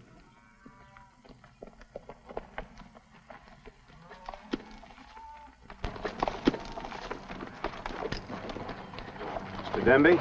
Aye? I'm Wyatt Earp. This is Mr. Bat Masterson. Well, I must be getting real famous. Mr. Denby, I have a federal warrant for your arrest. You're accused of wrecking a train. Oh, no. Now they're accusing us of wrecking that train, boys. Do you mean to tell me the Santa Fe really had the gall to put the blame on us? Yes, sir, it was Les Pearsall, the owner of the cattle. Well, this really takes the cake. That crazy engineer was highballing the jackline about 60 miles an hour. We saw the whole thing, didn't we, boys? We did, yeah. He hit that curve at Engine Hill and went off the track. They ought to hang him. Any man who'd treat a poor bunch of dumb, innocent animals like that. We picked up some of the survivors, Marshal. They're a pretty bad-looking bunch of cattle. You should take a look at them. They're right there. You could also be charged with rustling. I could not. They belong to the Santa Fe. And besides... Waste of time. I believe you. You believe me? I'm sure you didn't wreck that train, Mr. Denby. And a rustling charge wouldn't hold in this case. Well, I'll be. We're still going to have to take you into Dodge, but I'll have a little talk with Judge Wilson. I'm sure he'll let you off. And Mr. Masterson, the next time you believe Tex McKay, I'm going to have your head examined. Tex McKay is the engineer who caused all this trouble. He accused you of placing a rail across the track. Placing a rail on the track? Now, there's a liar for you. And a black one. Did we ever try to wreck a train, boys? Never in our whole lives did we wreck a train. You've done me a great favor, Marshal. This gives me a chance to clear my name. Any man who'd wreck a train and hurt poor, dumb, innocent cattle like that should be strung up. Joe, fetch my horse. That I will. I'm riding into Dodge to have a showdown on this. Mr. Denby, you forget about the showdown. We'll keep it legal, huh? And as you know, Judge Wilson, train robbers usually follow a set pattern of operation. But they don't rob freight trains unless they have definite knowledge that there is money on board. Now, Mr. Denby has been accused of several robberies. He served time for one, but he's never wrecked a train. That's right, Judge. Tex McKay did it. There you go, picking on McKay, just because he's a Texas boy. Now, Les. Gentlemen, order, please. Mr. Earp, I'm inclined to agree that I acted hastily in issuing against this man, but I'd like to hear what the engineer has to say. Bring in Tex McKay. I don't know that I like this, Judge. I posted bond for McKay's release. Why should an honest Texas boy have his word questioned? Or be accused by a notorious criminal like Denby? I've done time, but I'm no liar, and I don't wreck trains. Order! Sit down, both of you. Well, federal judge and Mr. Pearsall and the super. This is Mike Denby. You saw him near the train wreck? Oh, yes, sir, I sure did. And I saw you, McKay, pushing that old engine 60 miles an hour. Order! How fast were you going? 30 miles an hour. My throttle bar was dogged at that top speed. Oh, you can ask the super. We did have a welded stopper on the throttle. McKay could have chiseled it off. Why, doggone you! Just take it easy. Quiet! This is one man's word against another's. Judge! A Texan against a train robber? I'm sorry, Les. Mr. Earp, is Mr. Denby wanted for any state or federal crime? No, sir, not at the moment. Mr. Denby, you may go. Thank you, Judge. This clears me of hurting them poor dumb animals. Yes, it does. Marshal, you and the judge have been mighty decent about this. I won't be forgetting it. All right, but I advise you to get out of Dodge City real quick. I'm on my way. I thought you were my personal friend. Now, Les, wait. I'll get him cooled off.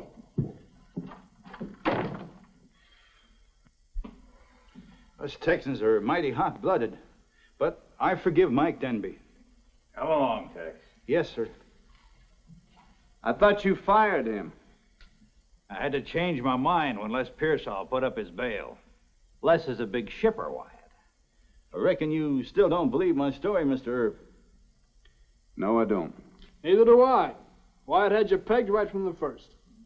Doggone it. Just seems like a poor Texas boy can't get any justice up north here. But I can't hold any hard feelings. No, sir. Anytime you or Marshal Earp need any help, why, you just feel free to call on me. And as for you, Super, I'm going to buy you the best doggone drink in Dodge City. Say, Super, did I ever tell you about the time we were highballing at San Antone? You reckon Denby will lay for him? No, that doesn't happen to characters like Tex McKay. I just hope he doesn't talk Mr. Bates into letting him have a passenger engine on the main line. Liars always get their comeuppance, Wyatt. Yeah, let's hope so.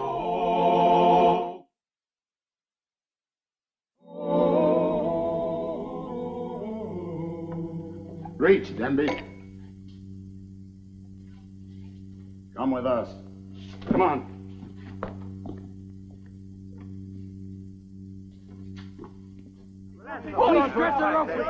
Let's get him over here to some good trees. Here, Tex. You hold the rope. Thanks, Mr. Pearsall, but... You get first drag on the rope, Tex. I appreciate the honor, but... You're still the biggest liar in Texas. Just for that, I will hang you, Mike Denby. There's a good tree. Let's hurry this up. Sure, that ought to make him the biggest liar in all the whole United States. Hush up! Come on. Let's get it on. Get it, drag him. Shove it up under here. Let's get it All right, Tex, throw your hand over that limb. Give him room. No, sir, I just can't do it. Here, Tex, I'll do it. No, don't do that, Mr. Pearsall. It wouldn't be right. He's innocent. What? Innocent? What do you mean he's innocent? Yeah, I told a big lie. I was driving that train 60 miles an hour. Mr. Denby didn't have nothing to do with it. Well, now I've told you the story of brave Tex McKay, the drivin'est hogger on the old Santa Fe. He come up from Texas with iron in his soul. That man was a genius at making them big engines roll. Roll engines roll, roll engines roll, roll engines roll. Now, Mr. McKay, Mr. Masterson tells me that you want to make a complete confession. Yes, sir, I want to make a confession. I'll be plumb ruined, Mr. Earp, but I just can't live with lying on my conscience any longer. Well? Well, I ain't really a Texan. I was born in Topeka, Kansas. Well, that's awful.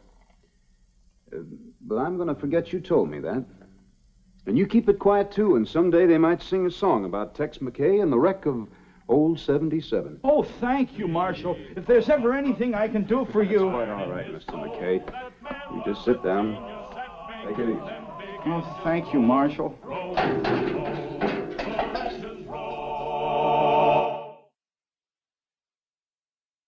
Well, he cleaned up the country, the old Wild West country. He made law and order prevail.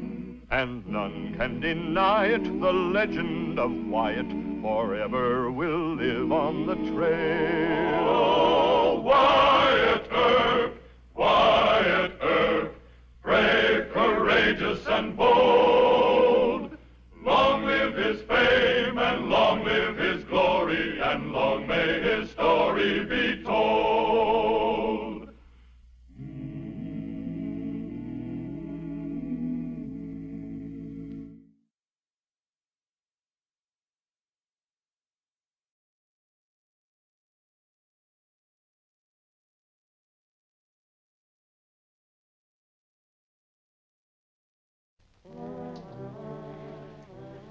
There was a time when you was right to come for me, Senor Marshal. But this time, no. You do not arrest me. You make one move and I kill you. Wyatt Earp, brave, courageous, and bold.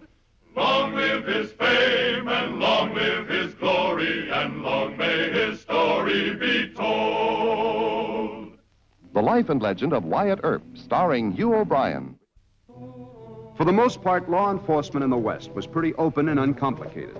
With a gun at his hip, every man was a potential criminal. But a good peace officer like Wyatt Earp could usually tell who were the troublemakers. But sometimes appearances deceived even Wyatt. Howdy, Ed. Howdy, Wyatt. You come to meet the stage? Oh, I'm just making the rounds talking to some of the boys. Thought maybe you heard about the shipment coming in. Oh, valuable? 5,000. New silver dollars direct from the San Francisco Mint. I think I'll stick around. Here it comes now. Hey, it's running loose.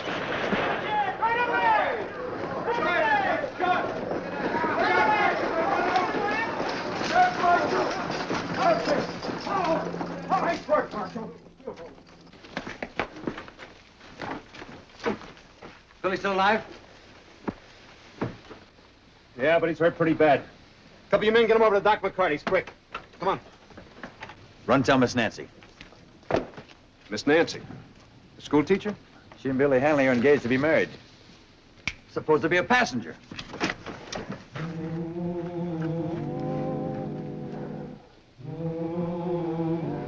He's dead.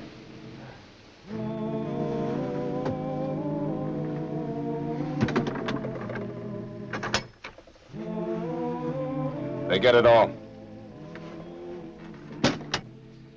I can't figure why they'd do a thing like that. Just shoot down an innocent passenger. He wasn't even wearing a gun. And why did Billy have the boxes inside instead of in the boot? They're heavy. Maybe too heavy to lift up there. Yeah. What do you think, Wyatt? There's no use wondering about him. Wait until we can talk to Billy. But if we can't, if Doc can't save him, we'll have to find out some other way. Marshal, how is he? Isn't... No, ma'am. No, the doc says he's got a good chance. Oh, can I see him? Well, I think we better wait until the doc comes out. He's in there with Billy now. Oh, yes, of course. Does anyone know why it happened? Well, why is easy. There was $5,000 on that stage. I knew something like this would happen. Doctor. Calm down, Miss Nancy. He's going to be as good as new. Can I see him? Oh, only for a minute. We mustn't tire him. I better go in first. You? Well, I got some questions I want to ask him that are important. That is, if you want me to catch whoever shot him. Oh, yes, of course, Marshal, but couldn't I go in with you? I wouldn't interfere with your questions, I assure you, and I could look at them. All right. Billy, darling. Don't. Careful, Miss Nancy. That wound's painful. Oh, I'm sorry, darling. Marshal. I'll make it brief, Billy. Did you see who did it? Yes. It was 3 men. Did you recognize them? That's why they shot me. They were wearing masks, but one of them was Esteban Marengo. How do you know for sure? He had an accent. He looked Mexican. Besides, I saw Esteban back at the relay station at Rock Springs. Him and 2 other men. They were the same men. There, Marshal. What more do you need? Billy, if they were wearing masks, how did they know you recognized them? Why did they shoot you and the passenger? Well, so as to take no chances, I guess. Where did they stop you? Sandy Crossing. Your horses ran loose all that way? I drove them part of the way, and I passed out, I guess. Marshal, do you have to ask all these questions? I'll talk to you later. Marshal, can I have my gun? Why? Oh, they tried to kill me once. Here? Oh, I don't think so, Billy. Billy, they'd never try it here. Besides, there's no need now. No need? The Marshal knows all you can tell him. They'd never try to kill you now. Oh, you have nothing to worry about. Dr. McCarty and I will stay here with you and take care of you while the Marshal goes out after the man who shot you. Who is he, Marshal? Esteban Marengo. He's a Mexican that's been around here for a while working on freighters in and out of trouble. Well, he's in real trouble now. Have to catch him first.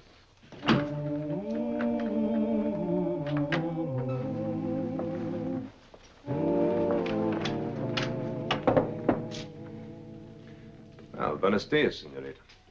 ¿Cómo está? Bien. We're close here. Closed. Looks like I'm just in time for dinner. I did not expect customers. There's not enough. Where's the stage man? ¿Quién sabe? The stage is not due until tomorrow. And you're all alone?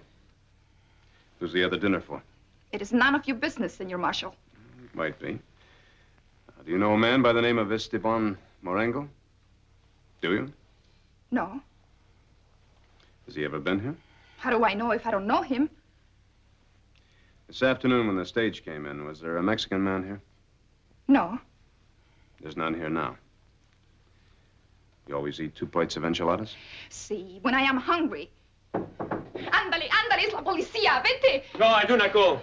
Oh, por favor. Be quiet. I do not run away from the policia. Tell me, Senor Marshal, what do you want with me? I want to take you into Dodge City for some questioning. I know about questioning. I don't know you take me to Dodge. You've been identified as one of 3 men who robbed a stage and killed a man. Who say this? Stage driver, Billy Hanley. He lies. See, he lies. Would I be here sitting down to eat if I robbed the stage? No, I'd be on my way to Mexico. There was time, Senor Marshal, when you was right to come for me. But this time, no, you do not arrest me. You make one move and I kill you. Were you here when the stage came through? See? Why not? Were 2 other men here? Senor Cassidy and his brother. Sam Cassidy? He has a ranch near here. Yeah, I know. South. Senor Marshal, I tell the truth. I do not rob this stage. Billy lies. Well, maybe Billy made a mistake. What'd you do after the stage left?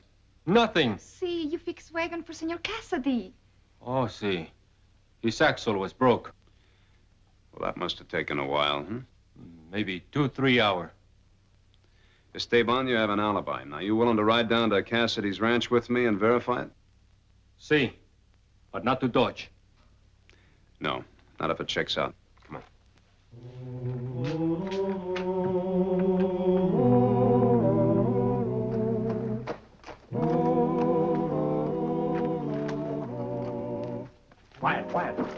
shot Billy. He's dead.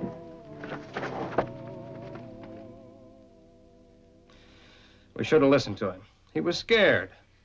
And there was something he wanted to do. I went out a few minutes and left him with Miss Nancy.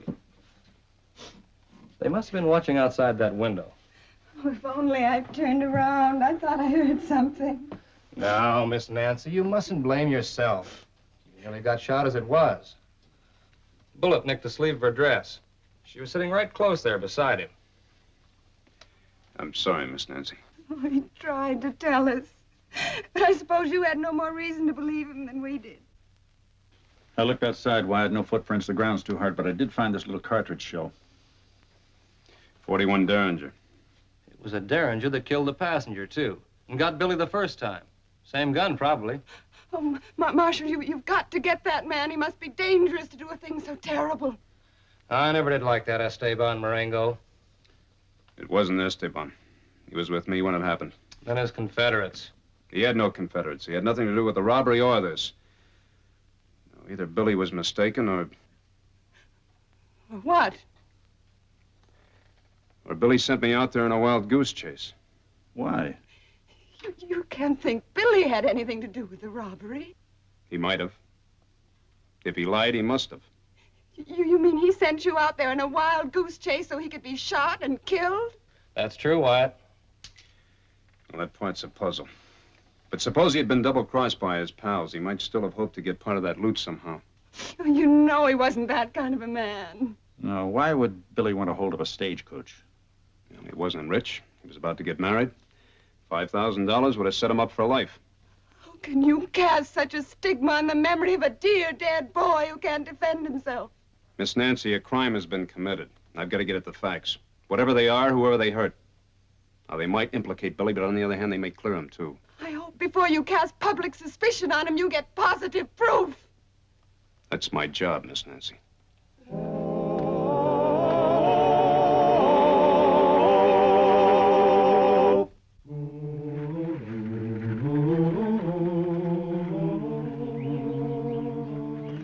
Howdy, Miss Nancy. Marshal, What are you doing out here? that's my usual way home from school. Well, then you've decided to stay here in Dodge after all, huh? No, I couldn't. There are too many memories. I understand. Have you found anything out yet, Marshal? No? Didn't find anything at Sandy Crossing. Didn't even find a sign that the stage had stopped there. Maybe you were too hasty in eliminating the Mexican. No, I don't think so. You, come by here about the same time every afternoon? Yes. Sometime you see the stage? Yes, sometimes. You didn't see it the other afternoon? No. It was either a little early or a little late. I don't know which. Billy would always wave. I'm sorry. I have to ask questions because I don't have any clues. I'm up a blind alley. Yes, I'm sorry, too, Marshal.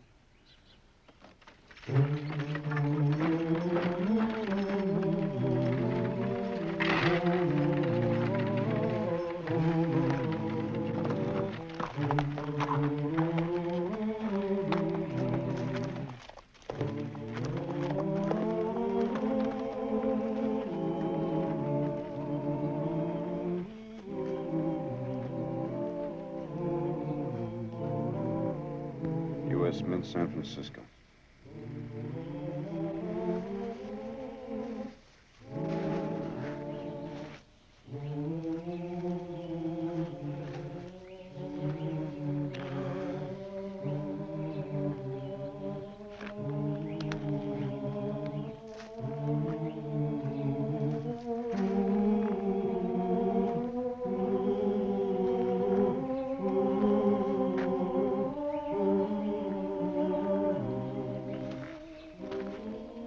I tell you, Billy's record was perfect.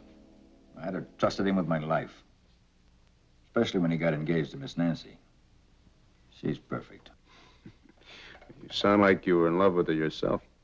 Well, every man in town is a little. She's such a sweet, pretty little thing. Like today, a pathetic thing. What? That package came for her on the stage from San Francisco. Got damaged a little, and you can see what it is. New dress. Part of her wedding things, I suppose.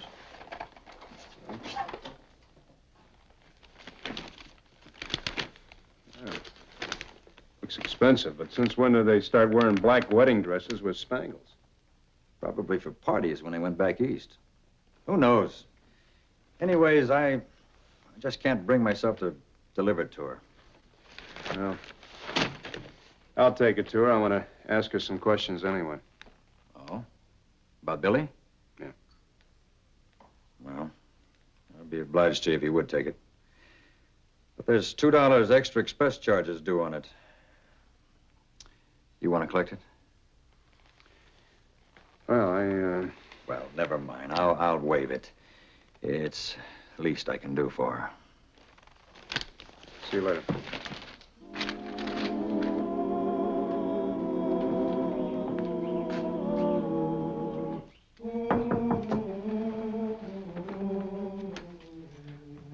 Marshal, come in.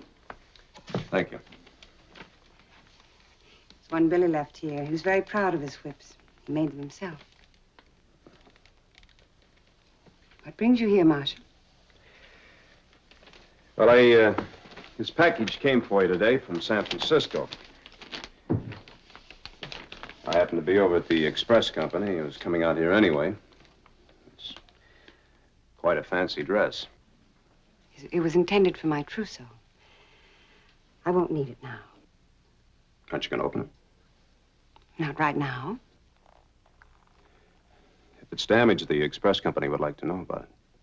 I'll let them know if it is. I thought women were supposed to be curious. I'm not. Why are you? Well, that dress doesn't look much like little Miss Nancy, schoolteacher. It wasn't intended to. It was for my honeymoon, for my husband.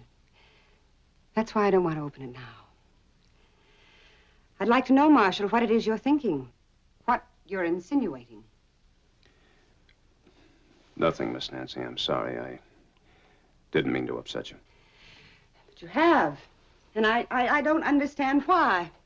First you suspect Billy, and now it seems me of what I don't know. It's only that I'm trying to find any kind of a clue.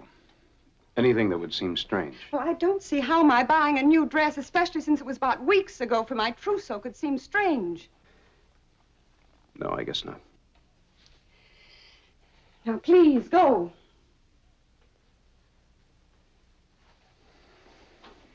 Oh, wait. There's money due on this. I'll get it for you. It's not necessary. I always pay my debts. Here. I'm sorry.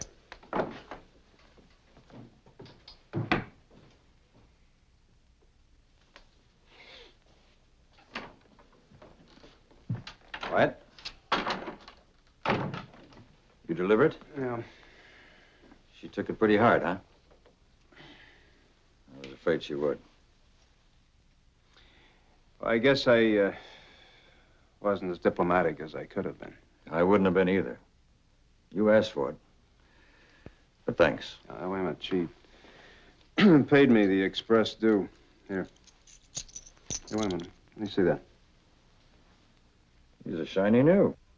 Yeah. They're dated this year. They must have been put in circulation just in the last couple of weeks. Why? This is part of the loot? Must be. But how did Miss Nancy come to have them? That's what I'd like to know. She must have gotten them from the robbers somehow. Either that or she and Billy. Oh, Wyatt, I can't believe that. But it's possible. Well, that would mean that she killed Billy. Well, she could have. She could have gone outside, shot him through the window, come back inside before the doc got there.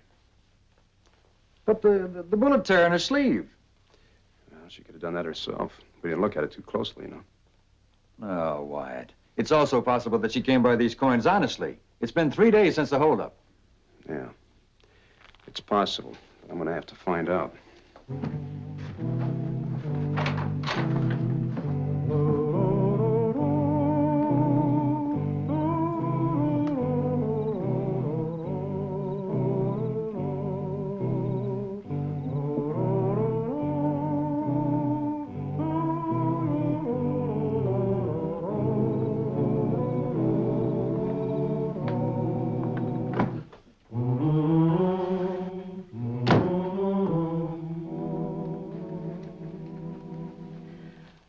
I didn't know you were in the habit of breaking in on a lady's privacy.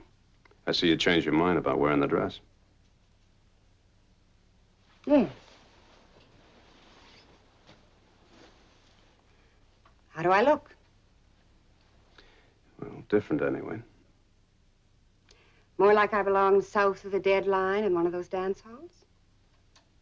Go on, Marshal. You can say yes. I won't be insulted. I'll be complimented. Because I'm a woman. Just like them. And I like everything about being a woman. And I'm sick to death of playing the prim little paragon of virtue.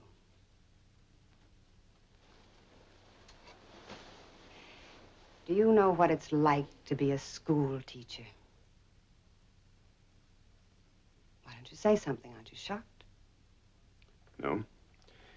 I'm just surprised that you forgot Billy so soon. This has nothing to do with Billy. You said yourself no woman can resist a new dress. Well, that's not the kind of a dress that a husband usually approves of, even on a honeymoon. Of course, maybe you never even planned to go on a honeymoon. What do you mean? You gave me this a little while ago. It's brand new, shiny. Where'd you get it? I don't know. Why? Because it's part of the money that was stolen off the stage. How do you know that? I know. That's enough. Now, where'd you get it? Well, of course, I got it from the collection. The collection they took up to help with Billy's funeral expenses. Now, I'll tell you a story. You and Billy planned that hold-up together. You met him out there on the road with your buckboard. And Billy pulled the stage up. One of you killed the passenger before he knew what was happening, so he couldn't identify you. Billy helped transfer the money over to the buckboard. Then you had no more use for Billy. If you had shot straight, he might never have been found out. You're mad. Don't you think Billy would have told you in the doctor's office if I'd shot him? He was almost scared enough. But he must have had a reason not to. Maybe he thought he still might get part of the loot. Or maybe he was really in love with you. Wouldn't have turned you in if it meant his death. At any rate, it did mean his death. I suppose I did that? Yes. He acted loving and remorseful until he was lulled to sleep. And then you went outside and shot him through the window and came back before the doctor. Oh, it's preposterous. Well, like I say, it's just a story. Now, which one do you want to believe? You could never prove yours in a million years. I could if I could find 5,000 more of these around your house here someplace. I think I can. Because I don't think you ever thought that you'd ever be under suspicion.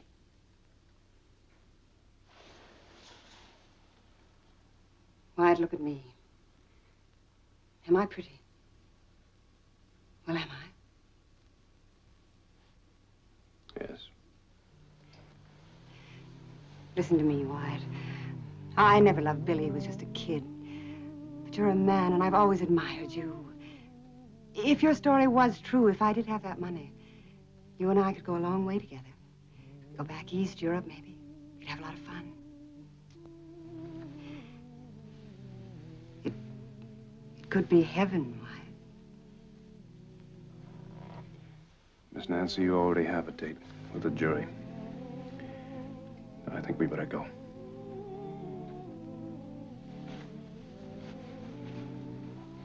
In this dress? Does it matter? Yes. Do you think I'd stand a chance with your good folks if they saw me in this? Let me change. All right. But don't try to get away. You wouldn't make it. I won't. Don't worry.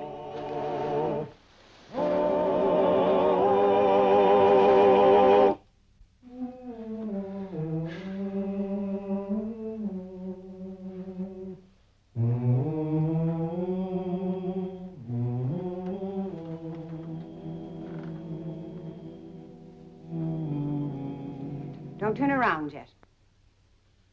I have a gun. A Derringer? Yes, the same one. Now put your hands up, please. It's kind of stupid of me to forget about it, wasn't it? It was careless. You gave me my life, and I appreciate it. I'm sorry I can't return the favor. I know you're very good with a gun, but mine's out, and you know I can use it. Yes, I know. So don't try to draw. Just turn around, slowly. Oh, aren't you going to shoot me in the back? It wouldn't fit in with my story. And what will your story be? That I was about to retire, heard an intruder, shot before I saw it was you. No one will suspect dear Miss Nancy. Everyone will sympathize. You're quite an actress, aren't you? I'll have to be a little while longer, but then I'll be gone with the money. And I won't have to pretend ever again. Now turn around slowly and keep your hands up. I'm sorry. I hate to hurt a lady. Now, come on. Why, Look, please. if you wanted excitement and fun, you should have stuck to school teacher. It's a lot more exciting than where you're going to have to go. Prison. Come on. Well, he cleaned up the country, the old Wild West country. He made law and order prevail. And none can deny it, the legend of Wyatt forever will live on the trail. Oh, Wyatt Earp, brave, courageous, and bold. Long live his fame, and long live his glory, and long may his story be told.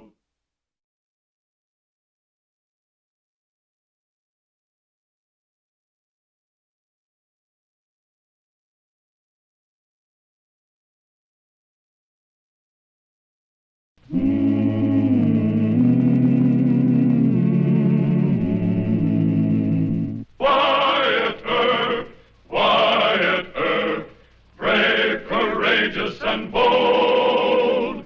Long live his fame, and long live his glory, and long may his story be told.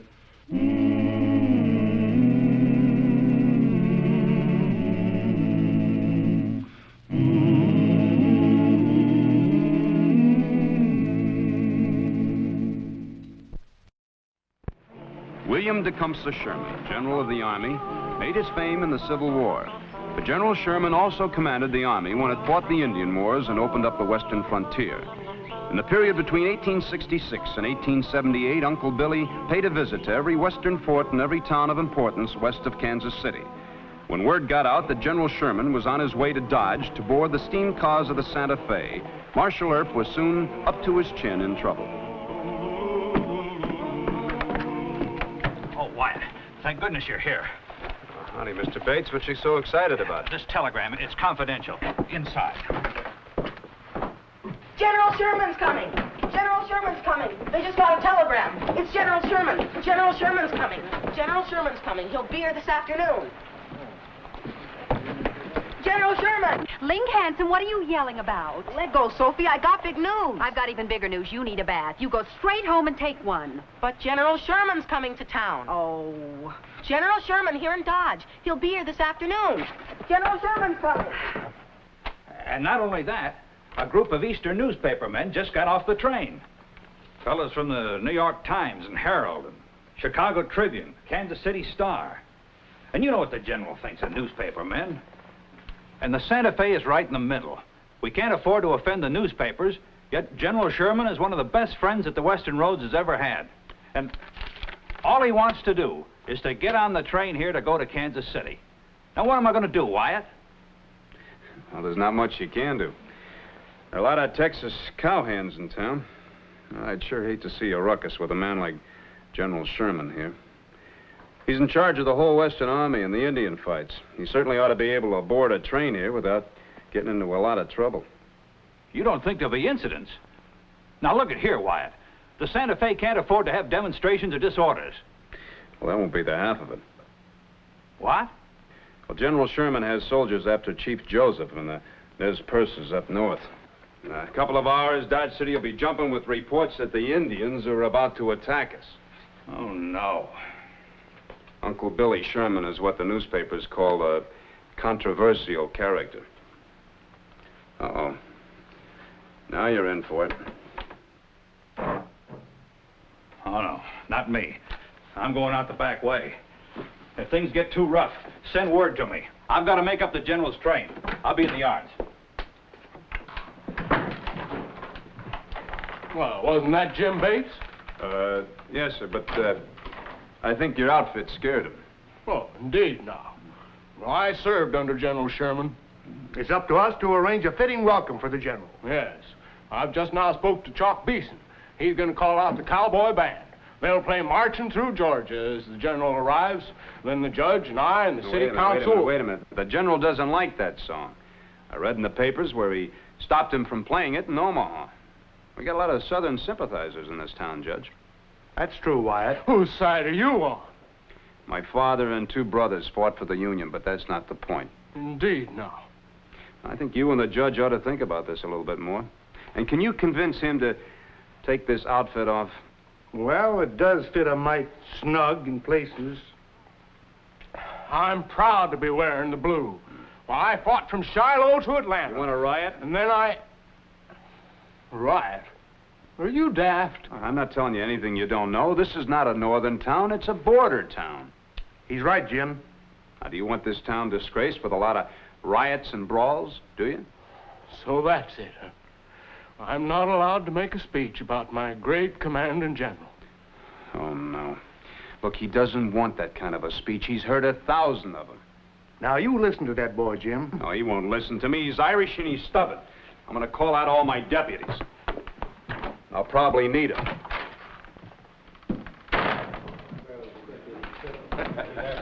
We're on a wild goose chase. I need a drink. On the Herald, of course. What makes you so sure old Kump won't show up? The Sherman's not that crazy. Your best bartender, all around. Chief Joseph's been making monkeys of his great General Howard. And as for Nelson Miles, I bet he's lost his whole command in the Badlands. You and the Herald have certainly made it rough on the Army, Wendell. Rough? Wait till you read my latest piece to Sherman and Sheridan. Incompetent, both of them. Who's talking? What was that, sir? I asked who's talking, mister. You ever fought any Indians? That's a stupid and irrelevant question. You know, I don't think I like you. Oh!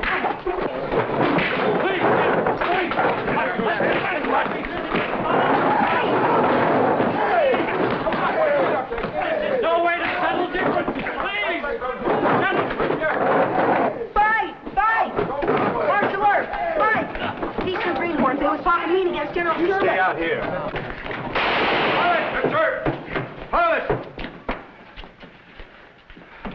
Who started this? I'm guilty, sir, and I confess to the strong arm of the law. And who are you? Me?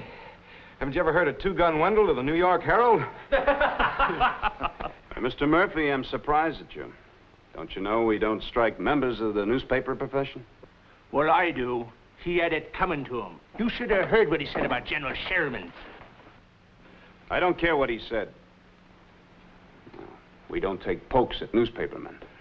Oh, they can hit us, but we daresn't strike back. Now, you never fight a newspaper unless you own one yourself.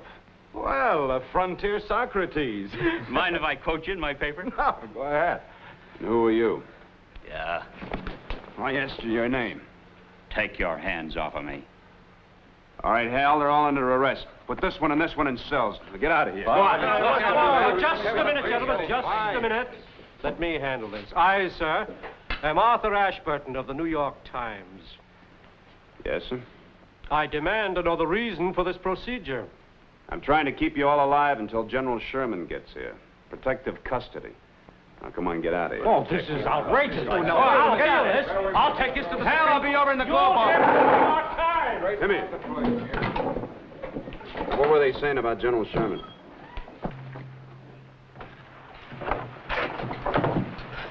Are you arresting Mr. Murphy? No, I'll just hold him for a while. You must be on our side. I'm not on anybody's side. You don't like General Sherman? Well, I've never met the man, Link. Have you? No, sir. But I'm going to meet him today. Well, I think the general is going to be a little bit busy. But Sophie said... Hey, Sophie! Hey, Sophie, you come here. You said I could shake hands with General Sherman. Hush, Link. I haven't seen Tom, not for weeks. He's up north with General Howard. She's sweet on old Tom. Shh. We're engaged, Marshal. And I was wondering if I could get close enough to General Sherman. I mean, just a word of news. Well, I'll see what I can do, Miss Sophie.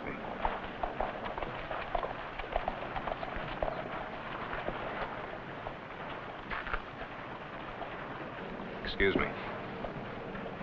When you stay here with your sister. You come back here. Now remember, we are here to make converts before that man Sherman arrives. 90% of the people believe as we do. They must be rallied to the cause. Rallied! Amen, Brother Amen.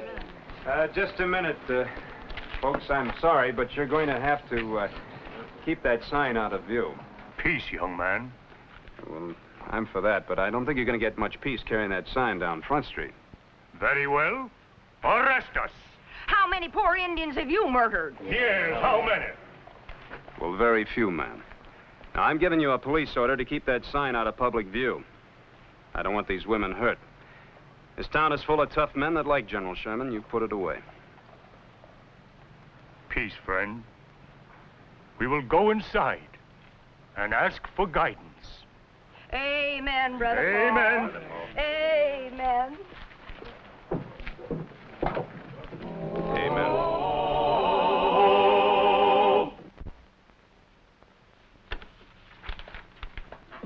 And we're putting out an extra with an editorial asking all factions to stay calm. It's a bad situation, Marshal. Indian haters, Indian lovers, professional Johnny Rebs and Yankees. I'd rather have a regular tornado hit town. I don't suppose there's any way to detour the general.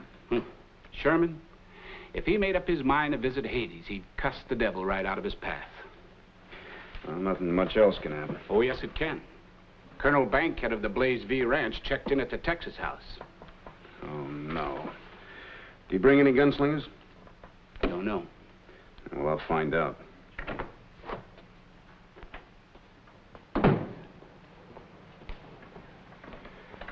Well, now, that looks better. Judge Tobin's waiting in your office. Sam, I thought the Globe would like my speech welcoming General Sherman. Of course, Jim. Have you checked with Wyatt? Indeed, now. Who's the mayor of Dodge City? Well, you still have a blue pencil, Jim. But don't let the eagle scream too loud. I'll say to my old commander what's in my heart. Easy now, Jim. Pull up a chair and sit down and compose your eloquent thoughts. I've got to put an extra on the street. Now, here's the way we'll begin.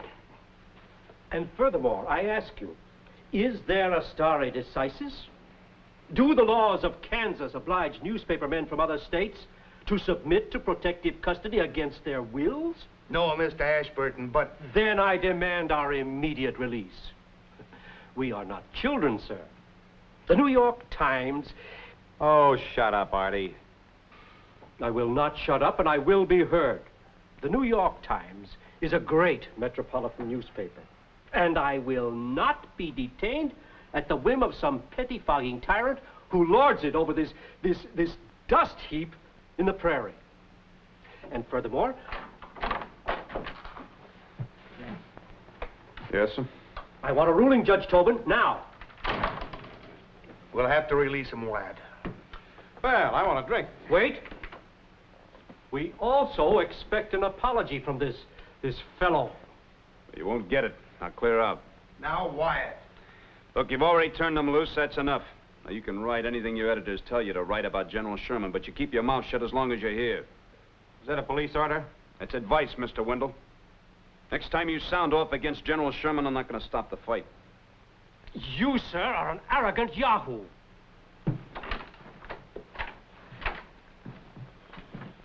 You know, we're wrong. I'm sorry. No more fights.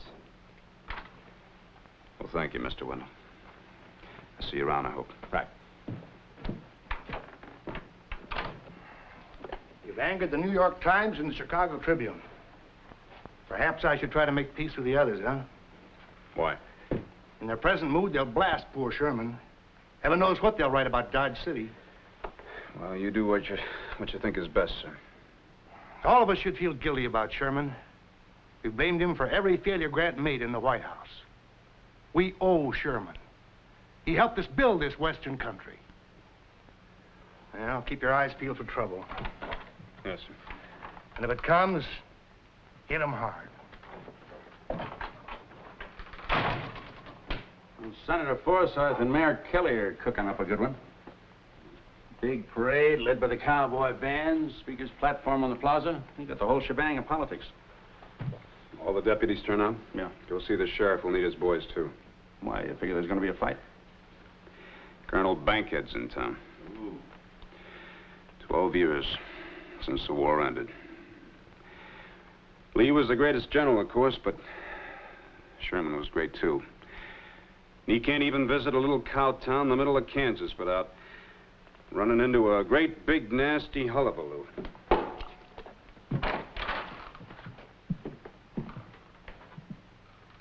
And I want you men to check your guns. No use having a run-in with this man Earp until the right time comes. You just circulate around and gather some information. We need to know how many bummers old Comp Sherman is bringing with him. Then you report back to me at noon, and we'll see then what we have to do. All right.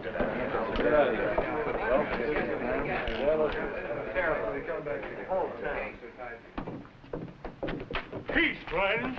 We will march to the plaza and let our brethren rally to us. Hold on! What you got that sign? Ah, peace, friend. Read the sign and join our march. You old fool, you! Calling General Sherman a butcher. You give me Look, that. all All right, right, young man. Just a moment now.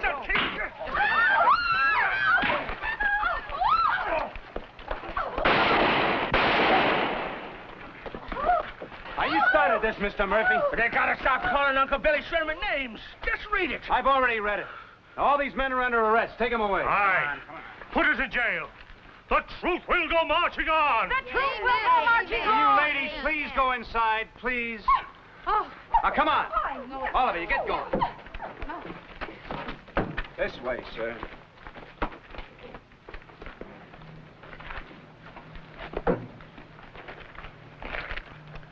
I'll make you a deal, Mr. Earp. A deal, huh? I know some men that are going to try and kill General Sherman. Yeah? I heard them talking outside the Texas house.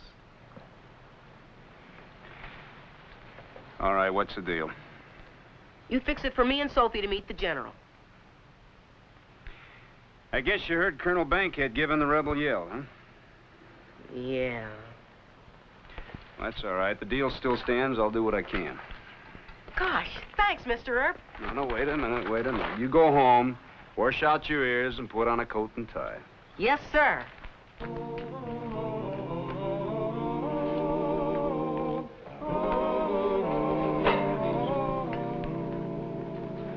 Howdy, Marshal. Join us? No, thank you. Howdy. Oh, howdy. You mind if I join you? Sit down.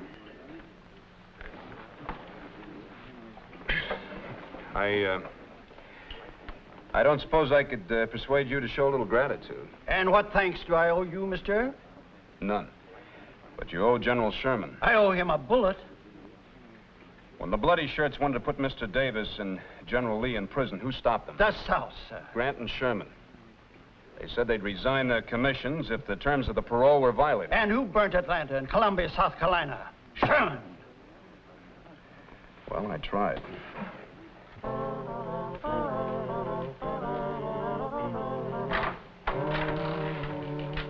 Good work, Marshal. Arresting those crackpots with a sign. Yeah. What time is General Sherman expected? About 3. I figured to have a committee on the North Trace to meet the general. My suggestion is that you and the sheriff head the committee. How many soldiers does the general have with him? About 4 to 6. He uses Doherty wagons on the prairie, you know. Well, I don't like any of this. Now, what? Come on in, Mr. Bates. I want you to hear what I have to say. Something going wrong? This whole thing can turn into a big shooting match. You scared of old man Bankhead? Yes. Judge, we've got enough Union men to drive out every single Johnny Reb in an hour. Oh, now I think you're both exaggerating. I know Colonel Bankhead, and I can get his word to keep his people in order. I already tried that, Judge. Well, if he won't give his word, throw him in jail. What's got into you, Wyatt? I guess I'm ashamed of us all. You certain there's going to be trouble? Mr. Bates, there are only 2 people in Dodge who want to welcome General Sherman with completely honest motives. You're thinking about the Santa Fe. Mayor Kelly was a Union soldier. He's worried about the votes. The judge is worried about what the Eastern newspapers are going to say. And, well, I can't rightly welcome the general because I'm worried about a riot. Stupid talk. I'll hear no more of it. And I'll lay down the law to Colonel Bankhead. And Wyatt, you put a tighter rein on that imagination of yours.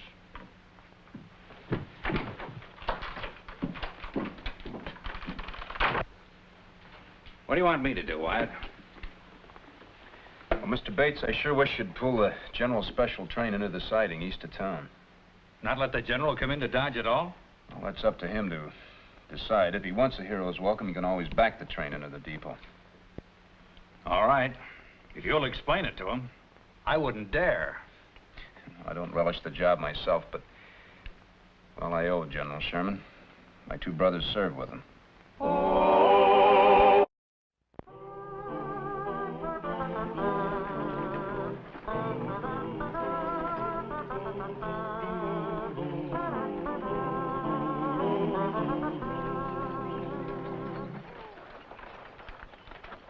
Colonel.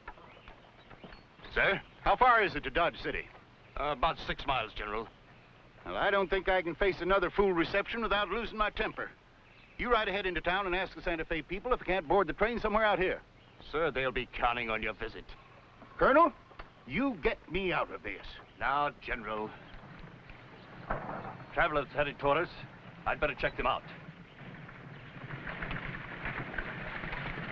Newspaper men, I'll bet. No interviews. If they get sassy, arrest them. Yes, sir.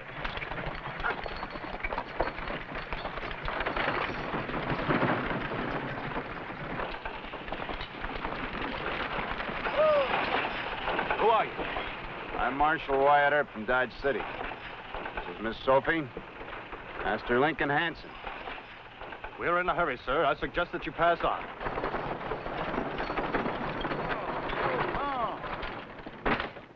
Colonel! Whoa, darn it! That's him! Link, you come back Link, here. come back here.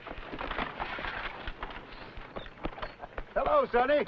Don't you go into Dodge, General. There's a lot of Johnny Rebs. I know the whole story. That'll do. General, sir, I'm Marshal Wyatt Earp at Dodge City. May I present Sophie Hanson? She's worried about her young man, sir, Corporal Jones. He's in General Howard's detachment.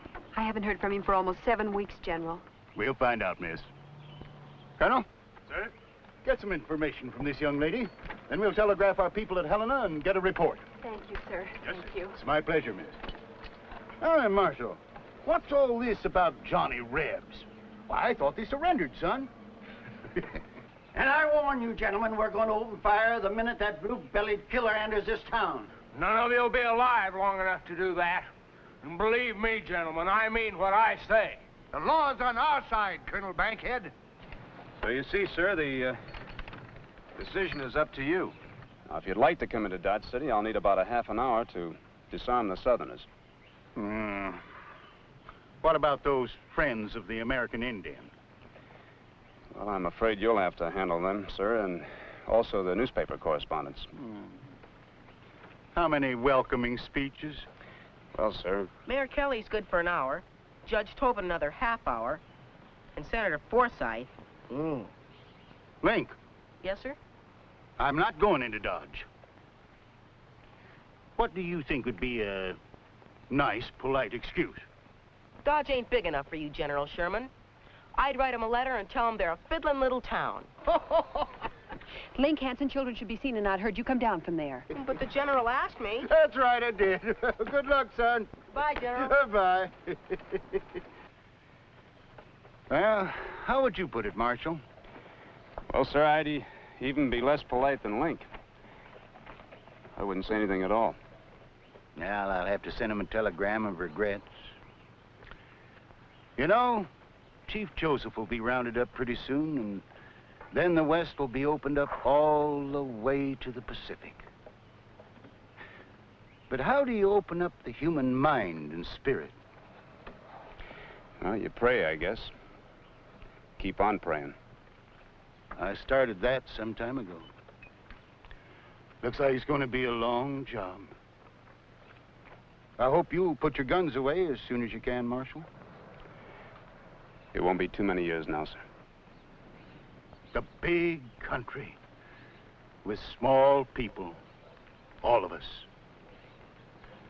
I hope our Lord will be patient.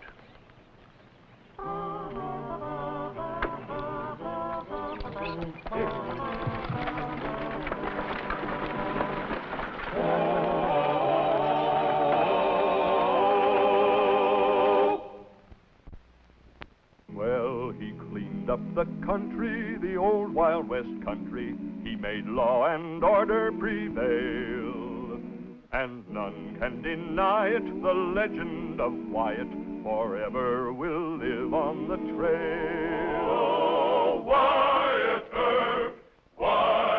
Earp, brave, courageous, and bold. Long live his fame, and long live his glory, and long may his story be told. Long may his story be told.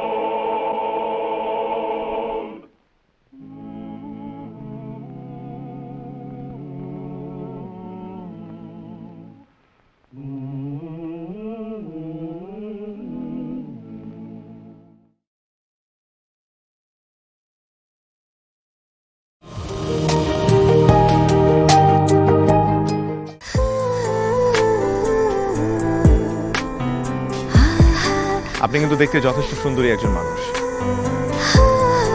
দেখতে বেশ romantic, যেন শেক্সপিয়ারের নাটকের কোনো নায়িকার মতো। ভেবেছিলাম, কিন্তু আপনি তো পুরোটাই মর্মান্তিক। যে কোনো মানুষ আপনাকে দেখে মর্মাহত হতে পারে।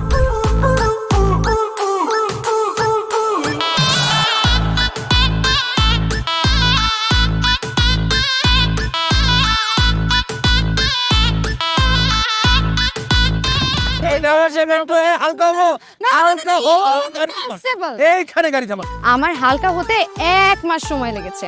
আপনার 1 মাস সময় লাগে? আমার হালকা হতে তো 1 মিনিট লাগে।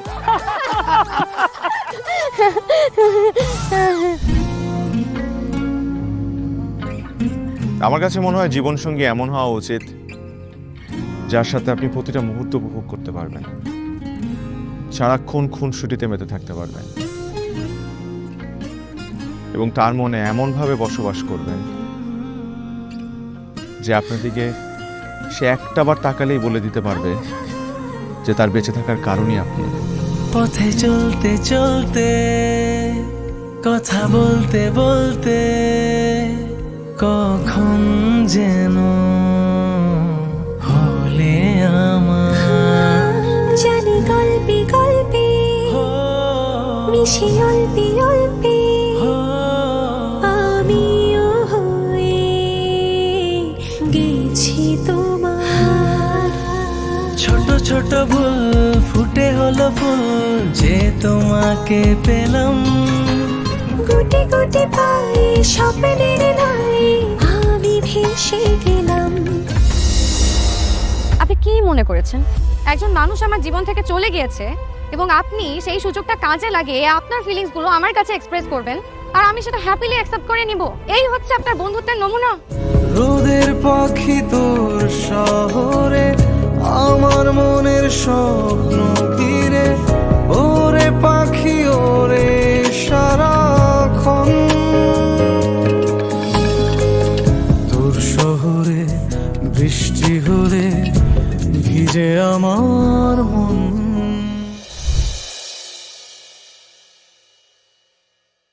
Qua đường luôn vết đây thì mới 1 tỷ lần nè, nhớ 1 tỷ lần càng mạnh. 15 lần khiếp, thằng này rớt 1.500 lần. What the hell man. Đúng vậy. Đúng vậy. Broccoli.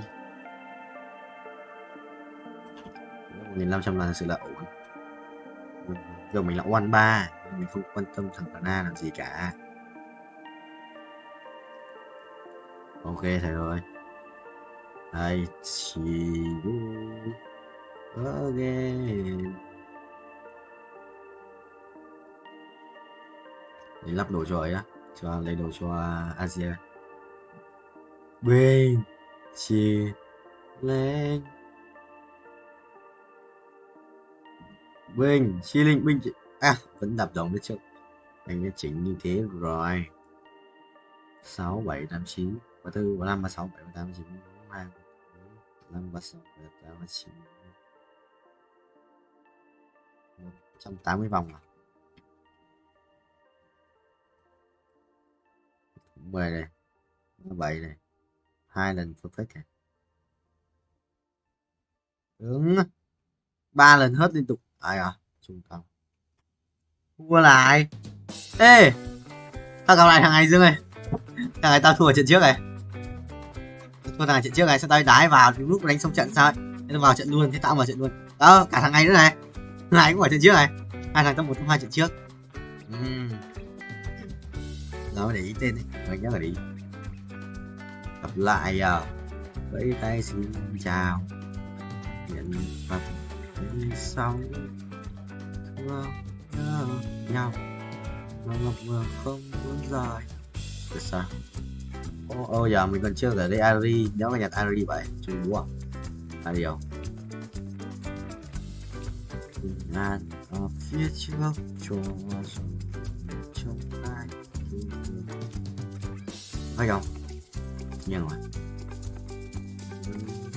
Không sao qua. Lấy tay xin chèn.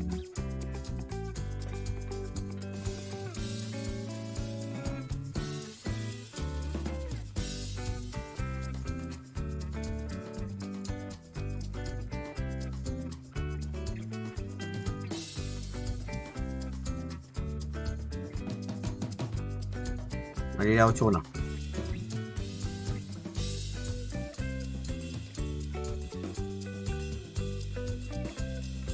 Mình 8 ấy. Mình 8 luôn quan tiếp. Từ xong rồi ơi à. Làm tên đánh cũng bành. Sợ thế. Giờ đánh cây Sa Long Vương thì thua đấy.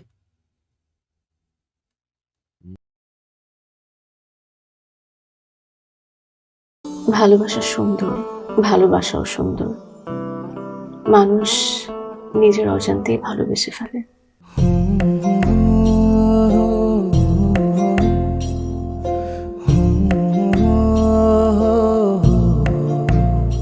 আমারও মনে হয় কি জানেন, আপনার মতো জানাশোনা কাউকে না আমার বিয়ে করা উচিত। এটা কি উপলক্ষে? ম্যাডাম ফুলটা গ্রহণ করুন, তারপরে বলতেছি। ভোটার আইডি কার্ডে যার স্বাক্ষরের জায়গায় টিপসই দেয় এখানে কেউ ডাক্তার। এই দুইজনের মধ্যে যে আগে ম্যাডামের মন জয় করতে পারবে ম্যাডাম তার। একদিন না দেখলে তোমায় বন্ধু আন্ধার লাগে সব, তোমার এই প্রেমে এমনই টান। রোগীদের তো ডক্টরের কাছে আসলে ব্যথা কমে যায়, আপনি তো উল্টো হলো কেন? আপনি কি উল্টা? তোমায় ছাড়িয়া যাব মরিয়া, তোমায় ছাড়িয়া যাব মরিয়া, যেও না বন্ধু আমার ভুলিয়া ভুলিয়া। আমার মনে হয় আমার সমস্যা কপালে, ম্যাডাম আমার কপালে নেই, আমার কপালে আছে দাগ।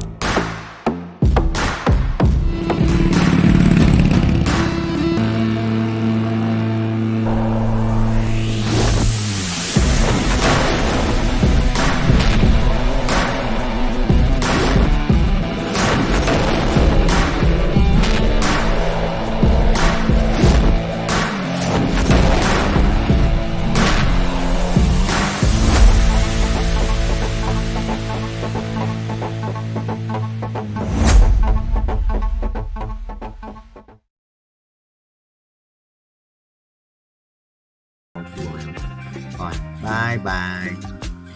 Nhà đi đâu ba. Rồi, phải đủ có 3 kiếm tiền 36 thì kiếm 80 triệu. 80 80 để vay 10 lần của chiến sĩ sinh hoạt kia. Của đại sư cũng căng ấy chứ. Của 37k lợi nhuận đấy. Ui, thua. Tận đại.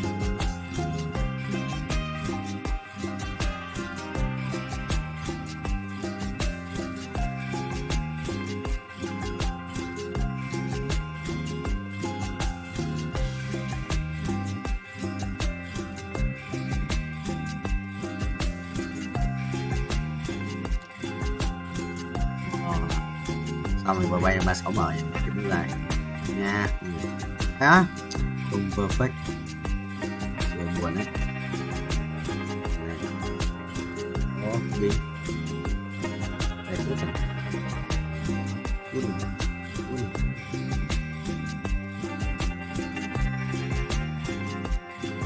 Chít này. Ui, không đấu à?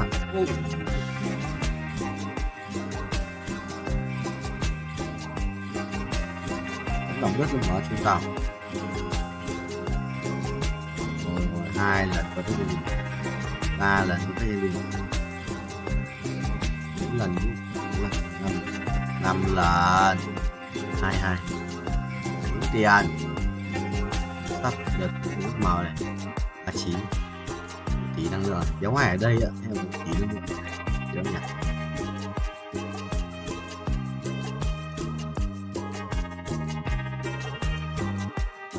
Cái gì chỉ cần nói nha. Tí năng lượng mà nó lên nhiều lượng vãi. Kiếm uy lực.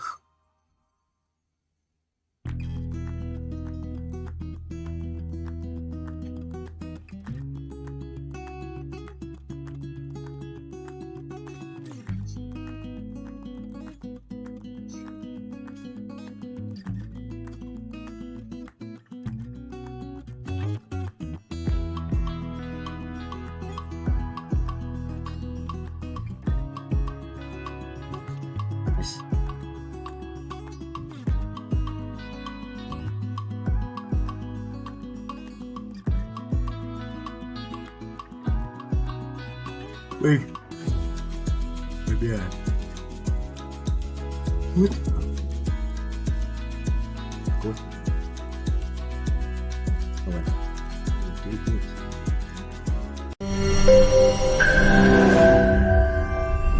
তোমাকে 15 লাখ টাকাই দিতে হবে। তুমি যদি দিতে না পারো তোমার বাবাকে কল দাও। তোমার যত জমি জিরাত বাড়িতে যা যা আছে এগুলো বেচা হইলেও তোমরা আমাদের টাকা পাই পাই করে শোধ করবা।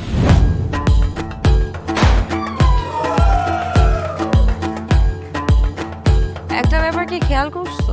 শহরে কিন্তু দুইটা রূপ, রাতের এক রূপ, দিনের আর এক রূপ। বেঁধেছি ঘর হৃদয়ের পর গাঢ় সবুজ ওই গহীন বনে। আরে ব্রো, সবসময় চিল থাকতে হবে, কিচ্ছু মাথায় নেওয়া যাবে না। ভালোবাসা হচ্ছে একজন আরেকজনের উপর ভরসা করে, একজন আরেকজনের হাতের উপর হাত রেখে এই জীবনটা কাটিয়ে দেয়। কিছু মানুষ এই রাত জেগে থাকে আর টাকার বিনিময়ে সুখ খোঁজে। বসুন। এখন তো সিরিয়াস হওয়া উচিত, তাই না? আমি তো কোথাও যাচ্ছি না পার্টি করতে। তুমি কেন যাচ্ছ? কেন বন্ধ করতে পারতেছো না বলো তো?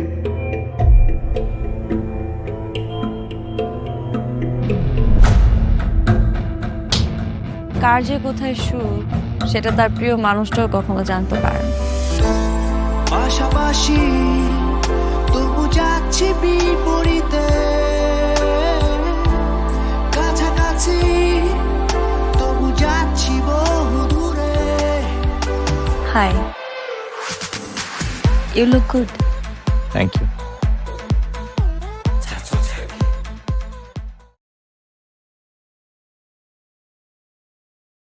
Thì 400 à? 400.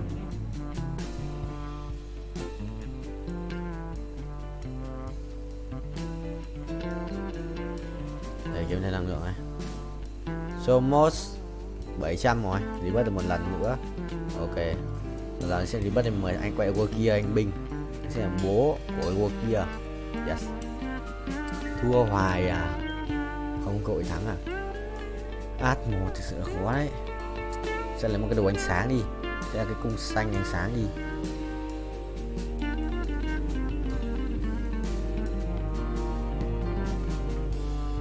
Hai cái giảm yếu hai bên nhỉ? Thôi cái phải đang kéo một cái vùng đầu.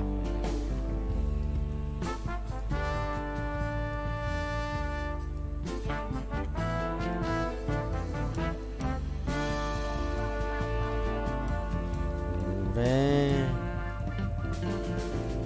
rồi 25 chắc là nốt nào nữa thì lên 8 vậy. Lại là cái thằng Zurich này,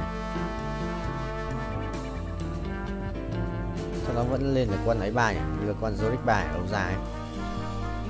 Rồi nó còn Nautilus nữa, mình cầm tận 4 con Nautilus rồi chúng nó vẫn còn à. Ê sao Ý làm mày không 3? Được, thua không? Thua à. Ok rồi, đi rồi. Top mấy đây? Chưa đi, sắp đi. Anh đi xa rồi, anh không lái xe nữa, anh đắp mộ rồi, không thể nào ride card được. Khóc U Linh à. Em phải cút. Cút đi.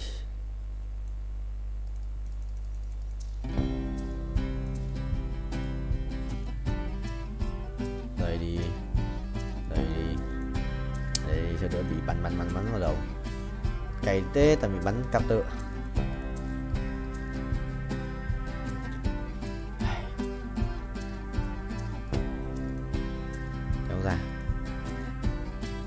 Kéo ra xử ra.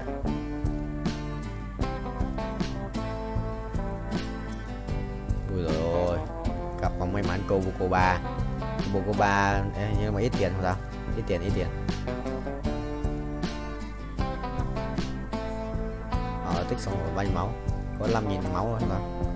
Chắc thế. Bế mày, đối kia ông chết à? Đối kia xét bế không được, không thiếu mấy cái cùng dao, chậm quá. Đây đừng người nó vả rồi nó vả át chứ à? Mày ý thua. Đi chợ nhà xem một cái cung đi, sẽ nhầm một cái cung đi. Anh cũng sắp không đi rồi, anh sẽ được đi chợ trước. Ai à?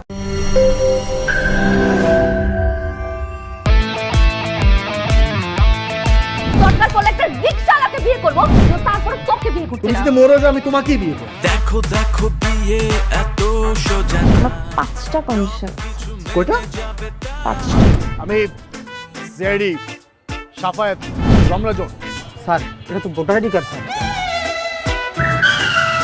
বাড়িতেই করবেন নাকি হোটেলে?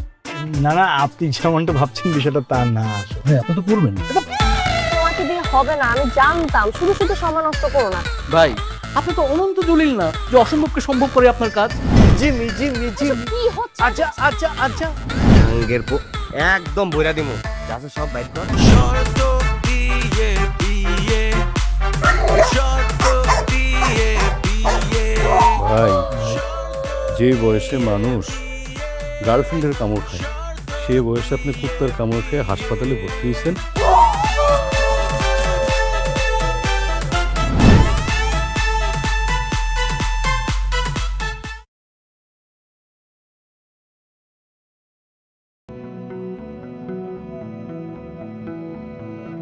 Cái chân phải hả? Thấy không? Không còn chân phải được, tỉnh chạy mũi tên đấy, 2 mũi tên là được.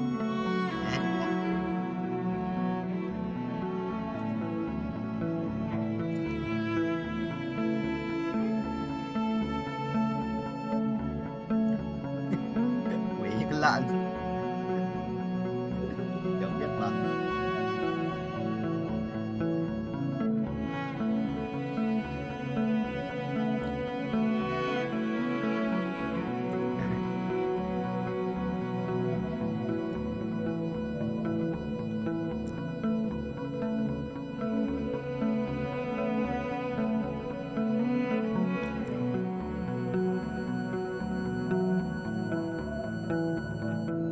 tỏi là 200 củ cá, 220 củ.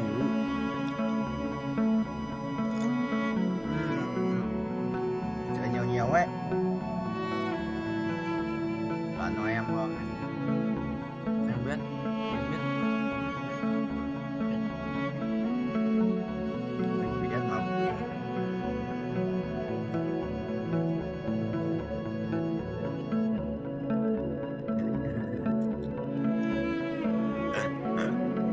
Được luôn không? À.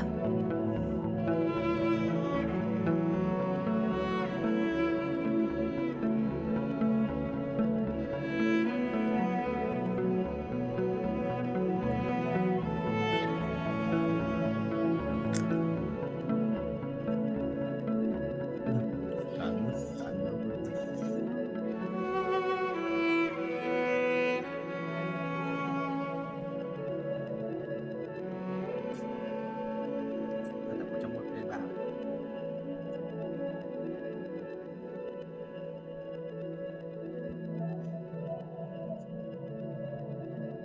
đấy nhá. Tinh bột à? Hóa rất khổng lồ à? Lái khổng lồ à? À, món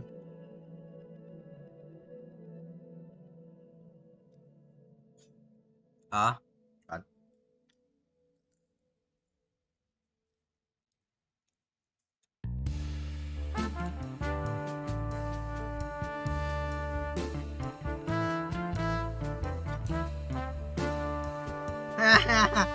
Cái thằng này cần thắng tao ấy, tao lắp thêm cái áo choàng bóng tối cho anh Khazik 2 đây là thắng.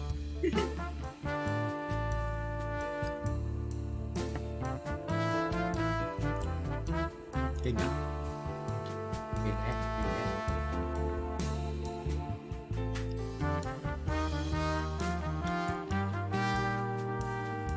Thằng chủ của đây đã bán con nê rồi. Thằng cầm con nê nhỉ? Thằng vừa đánh hắc hán để cái đéo đây tử thần à? Thằng mày nó tử đéo đấy. Ra là xin ra.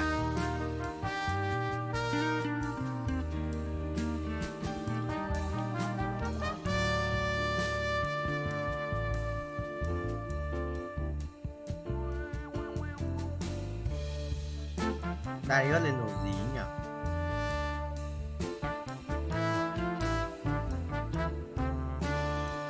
Quên cho.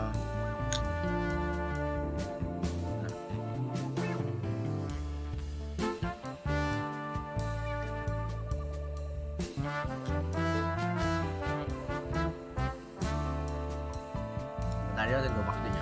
Đấy xem tối vàng là nó đấu hoặc là loại tinh thần. Ám.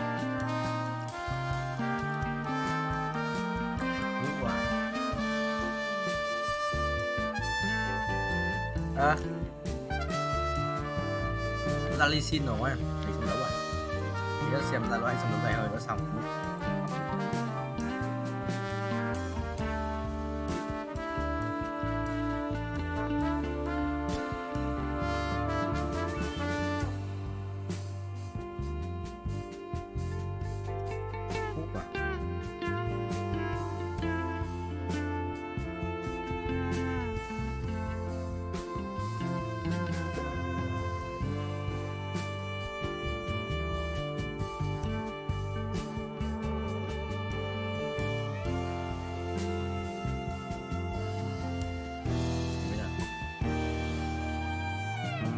biết. Được chưa?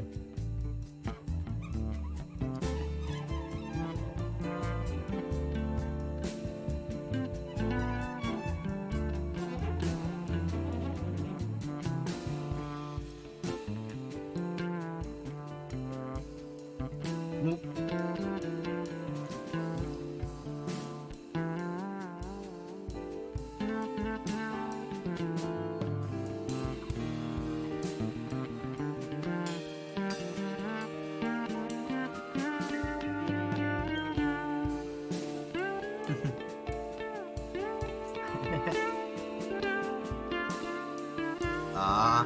Nhưng mà cơm tù là Cường nhìn ngon đét mà, Cường ngon đét. Đây. Đó. Cơm nhìn đét với quyết cơm của tao chỉ rách hơn nhiều. Cơm của tao chỉ rác hơn nhiều. anh thì cơm rắc rưởi và cơm nữa còn cho cái thuốc B1 còn cho đỡ đi ỉa ấy em. Đó, cho một canh ấy đéo nó cho anh cái B1 một canh đéo ỉa được thề một ỉa đéo ỉa được thề. Ai à tô dích dạ rồi thôi nhanh tử thần yeah. Wow. Thôi anh phải đánh hắc áo rồi tôi nhận rút đi xin đúng nhá. Bye bye.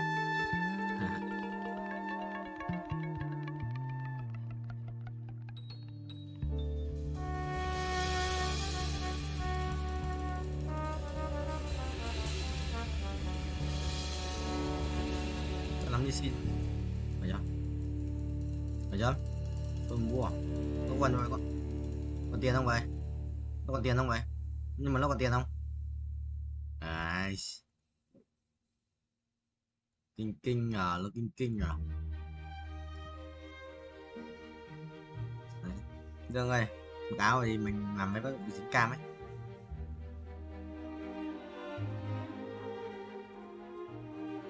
Cả đóng thì đóng cửa bật điều hòa đi.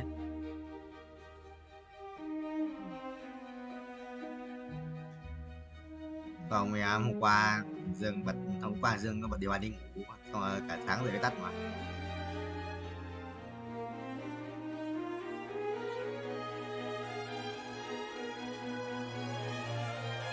Đây là một cái ăn xịn hơn hoặc là trong một vài vòng tiếp theo thêm vàng à.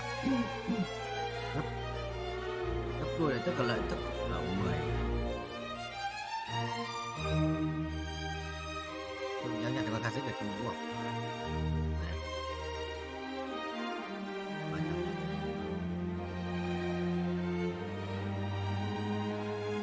Đây là một cái gì rồi đấy, xong. Coi thầy nick map này, map này quá lâu rồi, bác mua map này. Map cuối cho nó farm.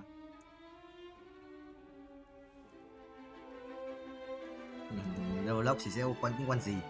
Thứ nhất là sẽ có cao cường, một hệ rất là đặc biệt. Yes. Được, nếu đánh được đeo chém vào cái kia. Các cái block 7 sắc vọng ra cả kim cương ấy. Dạy cho Roblox nói tiếng Việt đăng cấp tiếng Anh. Yes, chắc là bọn nó cài những sắc.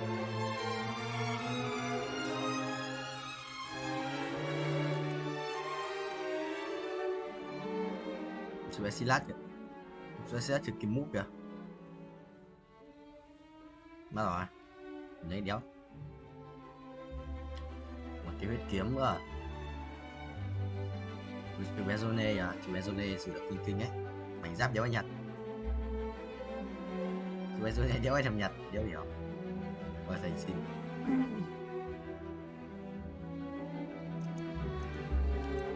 Vâng rồi. Và là năm 10 sẽ ra hàng sống. Yeah. 12 ạ.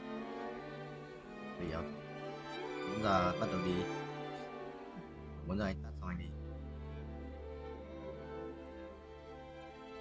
3 tiếng, quay được 3 tiếng.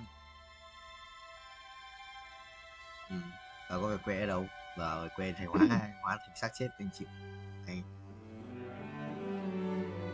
Anh vào bảo anh bị nhét vào bao anh thua đấy. Đóng lắp bàn tài gì. Dạ viết nhưng mà dấu rick 2.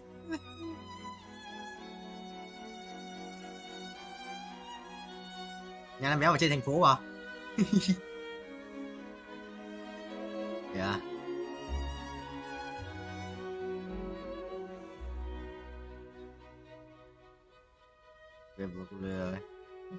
Nhớ được rồi, thua rồi. Cầm lâu quá, cầm ai nữa đùng. Bao nhiêu à? 22 mở lấy từng khác.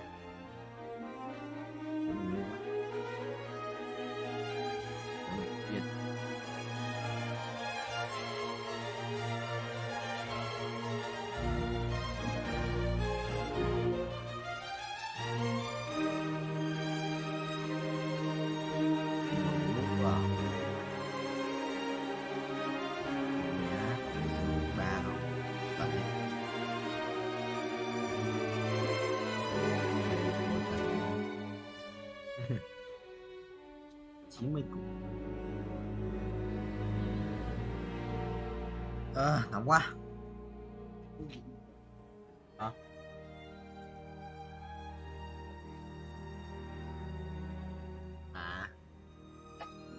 Con mèo ở phòng của nhà.